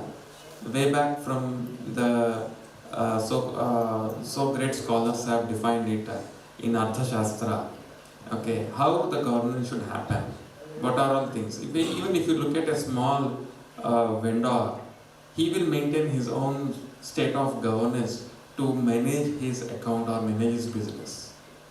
Okay, why we are calling it as terming it as a corporate governance newly, I do not understand, because this is an integral part of the system into the society or into the organizations. We are terming it as differently and making more professional out of it and calling it as West has invented something and we are adopting that part into our culture, but that is already there in the system. Now, but still I will conclude on that part, because from that point of view where the corporate governance is very important, from the transparency, where there are a lot of transparency is required, and also to have that growth in a right direction, whether it is happening in the right direction or not, the governance is very much required. Now government is also putting more emphasis on bringing the regulatory kind of organizations to control and identify what is happening. If I am self-disciplined, I don't require anybody to monitor me. If I am not self-disciplined, then it's very difficult. But you can't expect everybody to be self-disciplined, and that's why the governance part comes into being.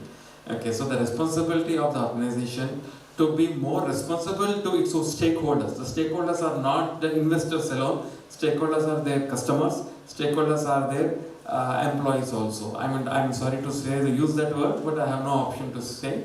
So that piece of all the stakeholders, where I am responsible, the organization is responsible to do it, then the governance is very much important. And there are various means of doing that. Everyone will adopt their own style of their own mode of governance into being. Even the small organization will have their own governance and the big organization. As a small organization, everybody is responsible to the government to say what is that they are complying with all those regulatories that are required. But underlying principle is there should be a transparency behind it. That is what everybody is looking at, and if that transparency is maintained, then everything will work smoothly. Probably that is what I feel so. Try and attempt on it and with some examples to it. See, governance is really, really important because, you know, in every organization, it's a top-down approach, right? You have a mindset, like he's talking about, there's a mindset. Right now, there could be a scenario that we have 100, 200 employees. We are able to cascade, talk to them and get the message delivered. The moment we scale from 100, 200 to 1,000, there is a break in the communication, and that's something which we have learned through and throughout, and that's where the gap comes into the picture, and that's where the requirement of a corporate governance comes into the picture.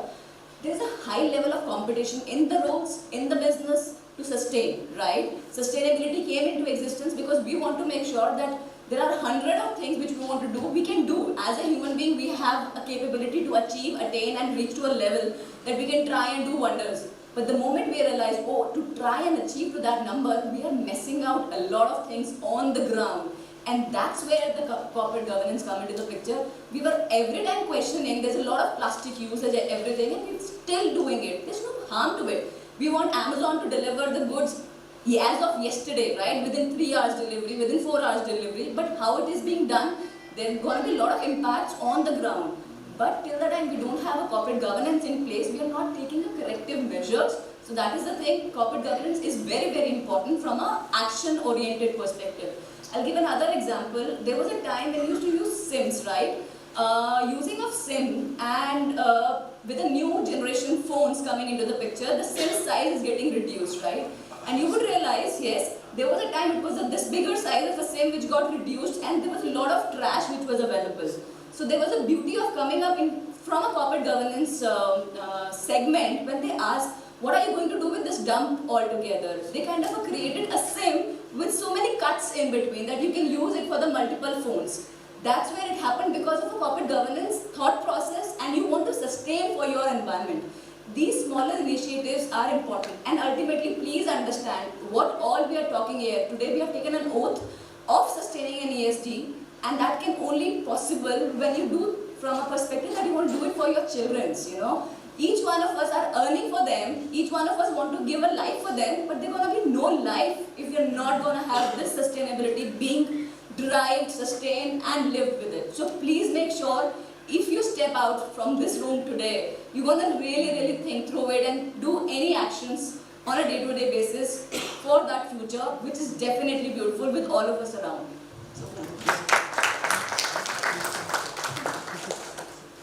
Governance is like a corporate constitution, right? The preamble we define by the people, of the people, for the people. In the corporate governance, it is by the employer, of the employees, for consumers and shareholders. So that's where we have to bring that aspect. Second, 3 T's for corporate governance. Transparency to the core. I think Ram mentioned about it. Whether it's the employees, shareholders, stakeholders, vendors, partners, and board members. When you achieve the profitability, transparency is a must, including the SEBIs and the media. Second is a trust. Trust is with all the collaborating teams, whether the academia, the industries, or the government bodies, or commissioners, employees, parents. It is not about always winning. It is beyond winning. and it is an unwavering commitment to the planet we all belong. So that's where the corporate governance comes. The third important point comes, it's not always the profit. ESG is not always the profit. It's always for people. If people survive, companies survive. So that's the message I wanted to pass on. Yes, ma'am. So I will just add one last point. So from the corporate governance, if you see, do I keep my house in order? It's not as simple as it is that we look at. So what are the things that we need to keep my house, of course, as a corporate house in order? We need to have policies. Those policies are concomitant to a management functions. Those management functions connected with the data engine. The moment all these three are going to be available to us seamlessly, and obviously we'll be able to export all of this information to the public, to the stakeholders and shareholders. Policies, management functions, and concomitant data. And if these three engines run efficiently, then your corporate governance will be made.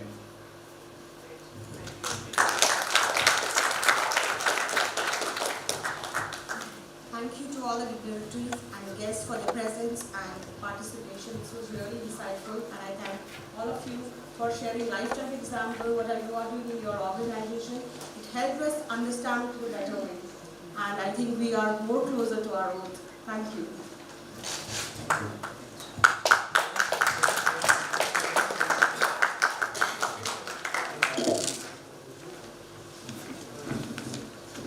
I would like to invite Mr. Himanshu Singla, MD Matyaj, and sponsor Kshitij HR Conclave to come forward for the management game. Himanshu.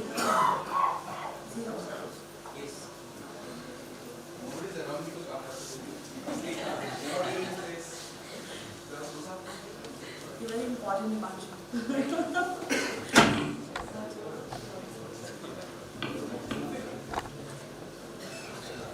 As Vibha said, I'm a very serious guy, so I'll try to be serious as possible. Thank you. कुछ बोला किसी ने? सुना ही नहीं। बुराई जोर से बोल के करो ना, मन में नहीं। Okay. So before we start, on a very serious note, a lot of topics today happened, interesting topics. And sustainability is very close to us as an organization because we are trying to bring a lot of changes. So oath which has been taken in English, so can we do that oath in Hindi? बैठे बैठे लेकिन चलेगा? अरे तब हम सब बैठे बैठे करते हैं थोड़ा सा. Okay, good with that? अच्छा चलो oath नहीं लेते हैं फिर एक हिंदी में क्या बोलते हैं? शपथ ले लेते हैं मैम. अब ठीक है ना, शपथ के लिए तो परमिशन नहीं चाहिए. Okay, so you can speak in your mind or you can speak aloud. Okay, मैं, you can say your name. आज से sustainability products अगर खरीदूंगा तो मात्य से खरीदूंगा. अब देखो शपथ ली है सबने, ठीक है ना, और शपथ फॉलो करना बहुत जरूरी है. So I'm here as a sponsor of Matyaj. Matyaj is a corporate gifting brand, and this is our fourth company in the hood. We are a group company. We started as an IT company, moved to corporate training, branding, and Matyaj. So Matyaj is a company as an investor I bought some 5 years back. Our industry, which is very unprofessional, enjoying it from a service industry to products. It's fun how this industry works because emotions in gifting is prima facie very important, and we are trying to incorporate a lot of emotions. That's why पिछले 5 साल में मुझे इतना वजन बढ़ाना पड़ा, Santa Claus बनने की कोशिश, because gifting is like Santa Claus, right? अब Santa Claus से compete करना आसान तो नहीं है. So thanks to आज सबने example लिया KFC का, उसके बाद Coca-Cola. Nobody spoke about McD. भाई थोड़ा घास-फूस वालों के लिए भी, for the panelists it's a request. सारे नॉन-वेज की बात कर रहे हैं. Anyone can say McD, paneer tikka, pizza हट. तो जंक खा के now we are giving more gifts. So Matyaj is a company where you can get all the sustainable goods, not only sustainable but any kind of things you're looking for. You can say people are calling us as a fulfillment center, And when it comes to products under SDG, not only products, we are trying to make our packaging. We are not using plastic for packaging. At our best, I can say 60%. I'll be bad if I say promisingly 100%. It's very difficult sometimes to, not to cut down the cost, but to find out products. पैसे तो हम निकलवा लेते हैं, tension नहीं है clients से. That's easy to do because clients want something different in terms of the packaging has to be nice. If you replace your bubble paper to honeycomb paper, it gives a nice feel. You're gifting to someone, and then instead of a plastic bag, you can give a paper bag or a jute bag. So I remember my dad used to carry, my mom used to stitch. Hindi में थैला बोलते हैं. When I was a child, and मुझे अगर कोई बोले लेके जाना है, तो it was like a shame, that थैला. But now we call it as a nice jute bag. I'm learning a lot of technical statements. They say, new words for that bag. And that bag, which can be easily stitched at home, all the wife, women can do easily, mothers. Now this bag is being sold for high prices. So the world is changing, not slowly but faster. The generation is understanding the thing. Bore ho raha hai? I said why women? Huh? You said the women can stitch it. I said why women? Why women? Sir, women empowerment का ज़माना है. Men's Day कितने लोगों को celebrate करना आता है बताओ sir? हाँ? Don't entice me, otherwise I No, sir, I'll give you 6 gifts to keep your mouth shut, sir. 8, 10, 12, 15, 30, 40. Don't give any because that may not be sustainable. I'll sustain it, sir. Thank you for that, sir. Lot of human instinct goes into the packaging part and presentation part. That itself. Sir, I'll answer that question in a different manner, sir. Women's Day में ना ज़्यादा business आता है, sir. अगर मैंने ठीक से नहीं बोला तो आज I'll tell you sir, my team is so bad. अभी बात कर रहे थे ना कि team everybody says, sir मैं तो कॉफी के बिल पास नहीं करती टीम. ये स्टारबक्स का 40,000 का बिल क्यों आया? 1 महीने का. अब कौन समझाएगा कितनी मीटिंग्स होती हैं? Sir, women empowerment, sir. Finance executive is a woman, sir. CFO. Thank you, sir. Okay, so let me change the topic to a bit and make it little bit gifting. Okay. So I got some gifts here. I don't know where is my colleague. She has some gifts. बात तो नहीं गई, मनीषा? पता नहीं चलता आजकल ना gift के लोग गायब हो जाते हैं. She here, Manisha? हाँ. She must be checking कि क्या है उसके अंदर. Okay, here are some gifts. And the first one goes to someone who is my friend here in the room and who can see, look, everyone has done professional conversation. Now it's over now. Dinner time. ठीक है? It's dinner time. तो खाने के लिए जगह, energy. So hooting सबसे ज़्यादा कौन कर सकते हैं? If you're a friend, you will hoot it for me. एक ही है बस. So this goes to Monica ji.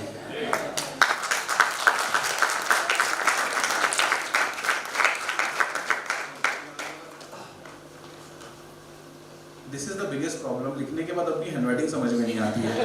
And this is happening till my school times. My business studies teacher still said in the alumni कि तेरे को ना pass कर दिया because I was a good student in the school.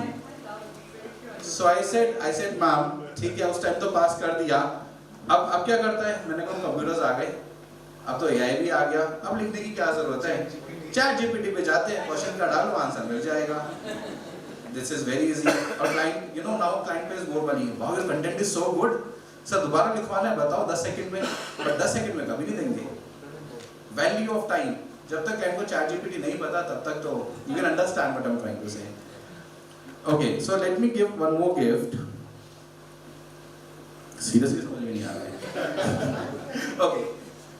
Someone who can come here very quickly, very faster and वो share, वो अनवाइन वाला share नहीं बट एक्चुअल वाला शेयर, बट उसमें गिफ्टिंग आना चाहिए.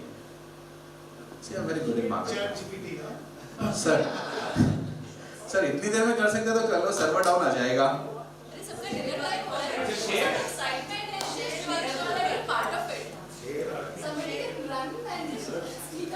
कोई दिक्कत नहीं मैम, 10 क्वेश्चन और है मेरे पास. मैं कर सकता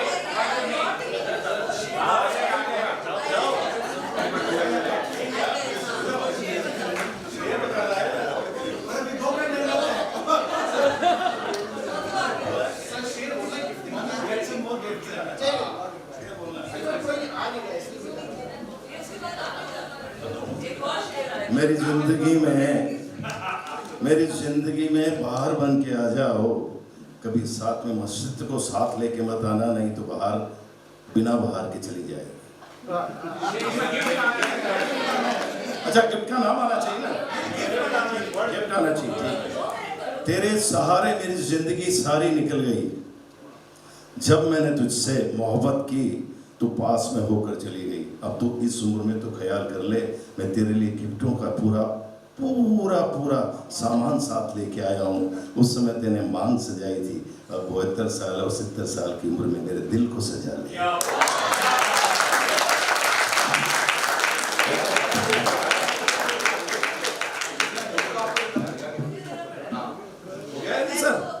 हो गया ओके साहब,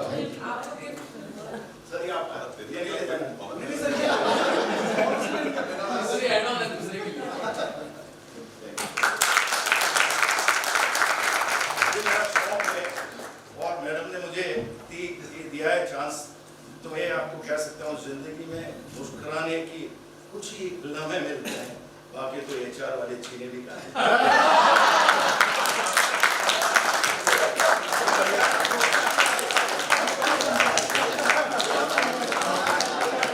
रंगोली आपसे बनवाएंगे अगले साल।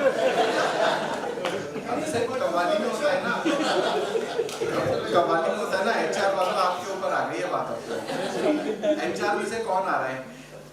करना क्या? जो मन करे गिफ्ट लेना है, तूफान मचाना है, कुछ भी बोल दो आके। कल्पना भी उठ गई। नहीं कोई आ रहा है HR में से? एक शेर बचा हुआ था।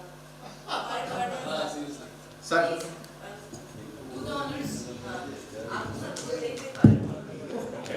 फौज में एक ही चीज़ सिखाया गया हमें कि जिस भी टास्क के लिए अगर बोला जाए तो वो कर दो, ठीक है। तो अभी शाम भी हो गई है, तो मैं बोलता हूँ कि यूँ तो गिफ्ट लेने का मज़ा ही कुछ और है, यूँ तो गिफ्ट लेने का मज़ा ही कुछ और है, परंतु जाम के पीछे तड़पने का मज़ा कुछ और है।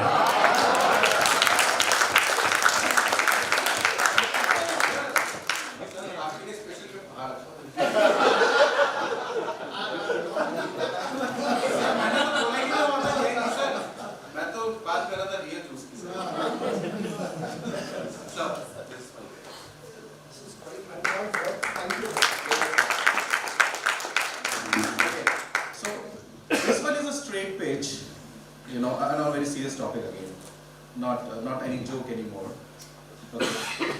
हंसी आ रही है पहले से, मैं स्टैंड अप कॉमेडी थोड़ी ना होना, पैसे दिए हैं, गिफ्ट भी ले रहे हो. Okay, so any friend here who can come and promote me and take a gift? शपथ तो दिला दी आपने यार, और कितना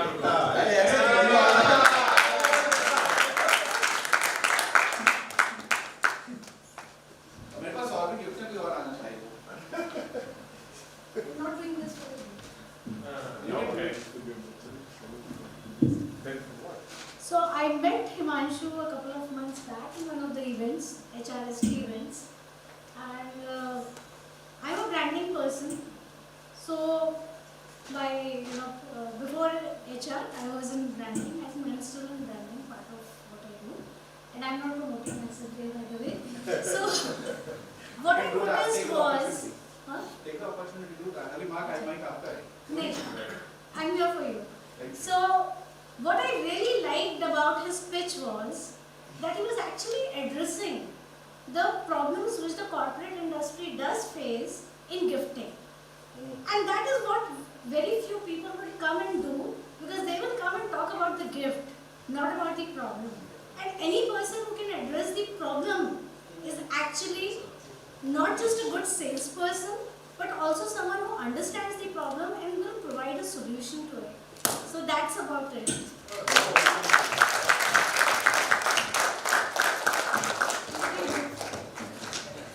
I add you actually, he's also one of the defenders kind of a business person.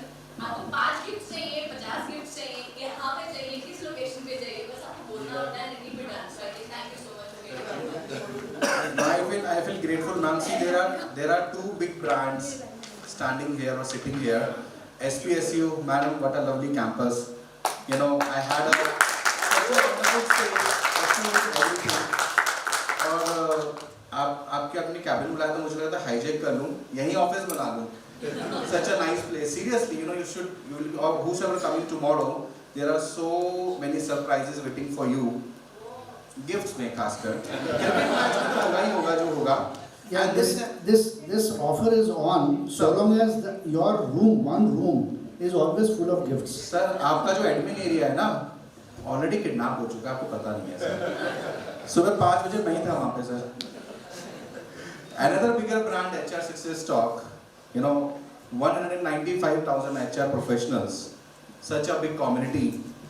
And then you have another Fortune 500 company coming up, Kshitij, next to it. I'm so grateful. Thank you for both the organizations for inviting me here. Before I leave this dais, you know, there are some takeaways for everyone outside. Please do take, you know, you will see a nice Kshitij bag. और किसी को gift मिले हैं bag नहीं तो मेरे पास bags भी हैं बाहर. Do take the bags. And as an organization, what we are doing right now is because every organization says we are good. You know, what this is our USP, we do this. So as an organization, Kshitij, we have 3 USPs. When we moved to this business, we figured out that the first problem of every organization, corporate, education, NGOs, they have an issue of end-to-end solutions. कोई gift दे रहा है, कोई print कर रहा है, कोई delivery दे रहा है. So we are doing end-to-end. Now when you say end-to-end, if it is logistic and your packet is lost, it's Kshitij headache. It's not yours. We'll take care of it. The cost, reimbursement, or making sure it reaches on time. And we have a great team who is following up things. So that's one of the USP we have. Second, we do fight with our customer. Why you are giving this gift? You know, there are no emotions in it. For example, thank you cards. We are asking client that, you know, add a thank you card in the gift. And many times to our customers, मजे लेने के लिए हमने बोल दिया, write the cards with your hand, you know, pen से लिखो. And some people really got serious. And they started writing it by the pen. So interestingly, ठीक है, 100 employees है तो it's good, but if you have 5,000 employees, what to do, I don't know. Maybe they will pass with the TLs. But surprisingly, it created a bigger impact on the social media. If you are doing something different for your team and their family, the gifts are going to their family. So now we are telling our clients with a virtue, if you can add a plus cost to the salary of an employee in the form of gift. You know, let's say one gift goes every 2 months. It's not about business for us. We can give it to anyone, to the industry. We love it, business goes to industry.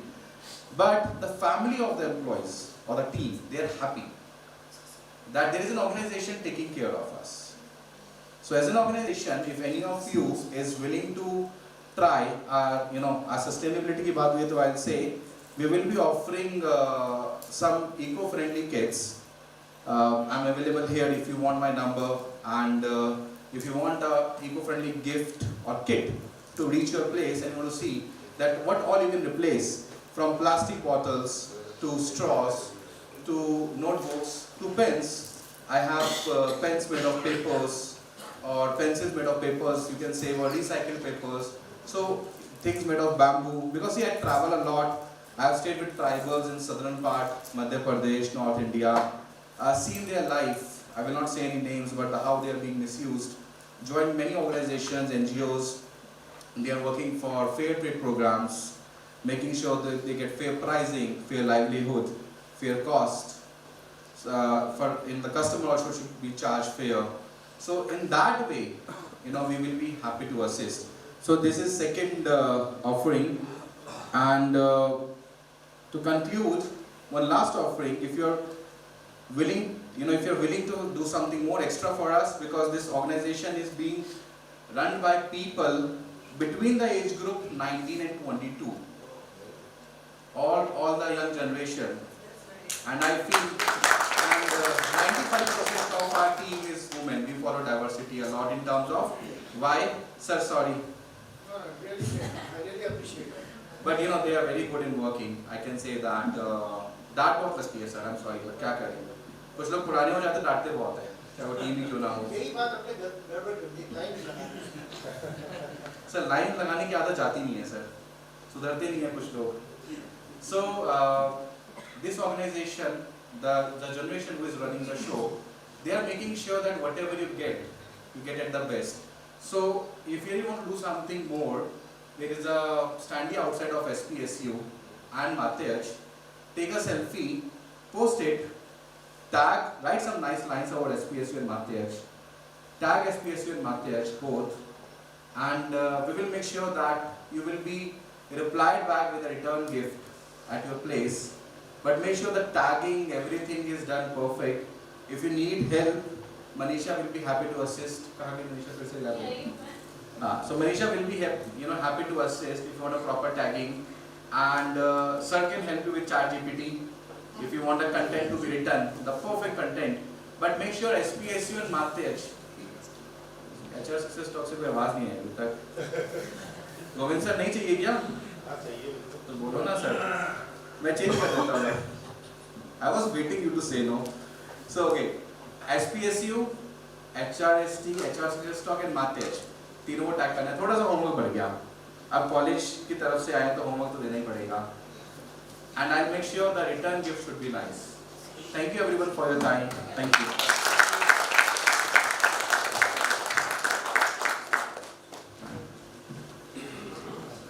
Thank you, Himanshu. You're being so kind by sending us the gifts.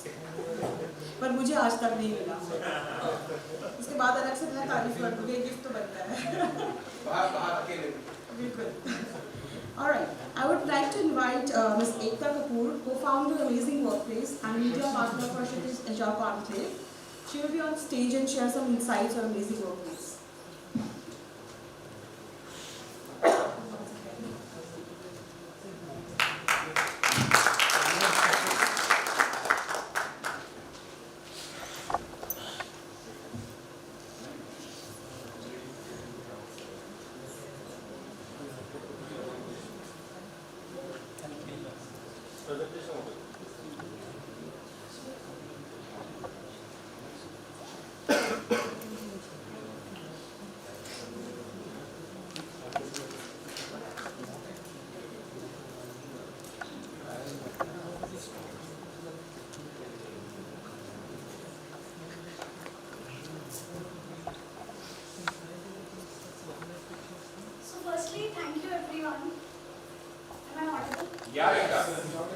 So thank you everyone for giving us this opportunity of becoming media partners at such a wonderful location and at such a wonderful, so many wonderful people, and we're really glad for this opportunity. And before this also, we have been associated with a lot of schools and colleges. Why Amazing Workplaces is associated with colleges? Because we believe that students are the foundations for that. Yeah? We are preparing them for the workplaces, and we are talking about amazing workplaces. So that is why talking to the students and actually impacting the students is extremely important, and that is why we always try to support colleges whenever we get the opportunity to do so. So Amazing Workplaces is basically an integrated HR platform which was created to evaluate, enrich and endorse the best practices of organizations. So why we do what we do? So the reason why we created this platform was that we felt that a lot of organizations are being looked up to, by smaller organizations or other organizations or HR professionals for the best practices that they have. But there's no singular platform which talks about these best practices. And the whole idea of developing this platform was that there's a single platform where we are slowly building a database of best practices of organizations, of such organizations, of such leaders who talk about these best practices, so that not just HR professionals, not just organizations, about these and help create workplaces which are amazing.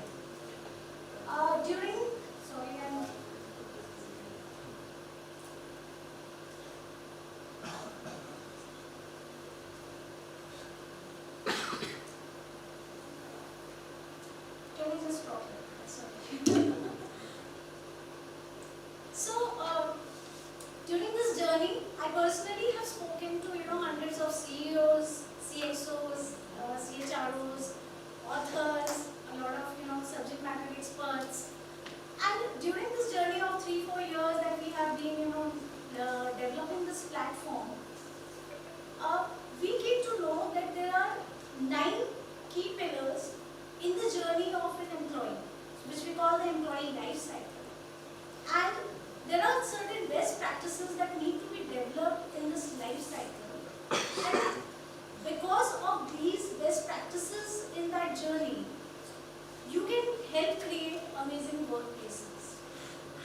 So we developed, taking all that information, we developed a 9-pillar framework, which starts with your hiring and retention, talks about your culture, how it should be, and then it goes on for employee engagement, your rewards and recognition, your internal communication, which is one of the key important things because we talk a lot about transparency in organization. We have diversity, we have learning and development, we have CSR practices. So this entire journey of an employee has to be touched upon to create an amazing workplace. And once we developed this 9-pillar framework, we actually started talking about it in more detail on our platform. And eventually, we decided that we would come up with a certification and survey for organizations that are following these best practices. And we would try to analyze these best practices and award people, award organizations as amazing workplaces. So here's a pitch to all of you right now over here. In June 2023, we are holding our first awards and we are inviting applications from organizations who follow these best practices and who also are in the process of creating such workplaces. Please apply and see for yourself where you stand. Where are you lacking behind? What are your strong points? When you take the survey, you will come to know about that. So please do go to our website, which is amazingworkplaces.co, and apply for the certification. We'll be really happy to have you on board. Thank you so much. Thank you. Work for you. Sure, yeah, definitely. I've taken too many notes actually. Thank you, Victor. I would now request the convener of the conclave, Dr. Kshitij, Director, Partnership and Placement, to deliver a vote of thanks.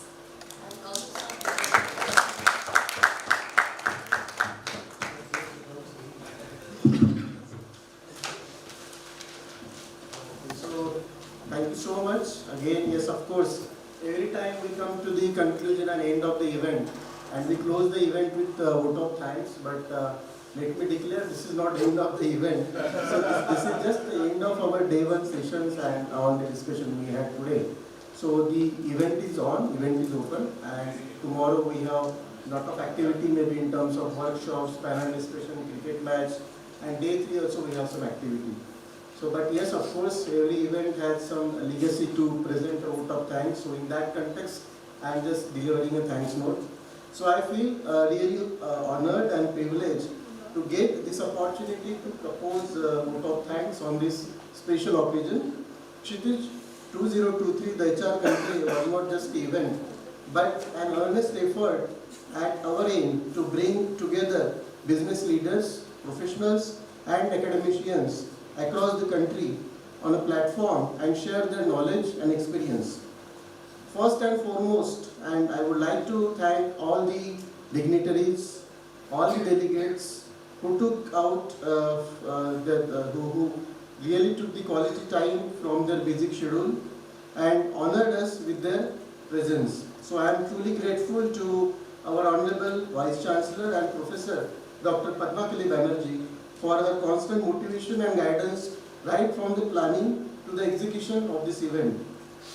Words are not enough to thank ma'am, and yes, of course, the constant guidance and your support really shaped this conclave in a great way. Our patrons, Honorable Chancellor and Chairperson, Dr. Nidhipati Singhania, Dr. Raghav Singhania, who is the Managing Director of JK Cement Limited, Mr. Madhav Krishna Singhania, Deputy Managing Director and CEO of JK Cement Limited, have shown immense faith in us, and I am truly indebted for that. I am thankful to Colonel Sanjay Sinha sir, Head of Education, JK Cement, for motivating us and gracing this occasion and with his benign presence. So I, on behalf of the organizing committee, convey heartiest thanks to our Pro-Vice Chancellor, Colonel Sanjay Tomar, for his motivation and the continuous support. My thanks are due to Mr. Govind Negi, founder HR Success Talk, who joined hands to organize this dream conclave. It would have been impossible to organize it without the support from HR Success Talk. I would also like to thank our sponsor, Matyaj, and of course our media sponsor and the partner, the Dainik Bhaskar, Amazing Workplace, G-News, and Royal Harbinger. I am also very much thankful to all the program advisory committee members. I am thankful to our registrar, all our deans, all department head, head of the admin, faculty, colleagues, and the entire team who always stood by me. I feel proud and thank you for making this event a great success. I have been fortunate enough to be backed by a team of very motivated and dedicated committee members. I cannot thank everyone enough for this involvement they have shown and the willingness they have expressed to take on the completion of the task beyond the comfort zone. So yes, again, I appreciate the support extended by each one of you, and I express my heartfelt thanks to everyone for making this event a grand success. So yes, of course, as rightly said in the beginning, event is not over yet, so it's on. And now we will have a group photograph. So may I now request Sangram to please move ahead with the further process. May I request all the dignitaries, delegates, and all the department leaders of SPSU to please join us for the group photograph.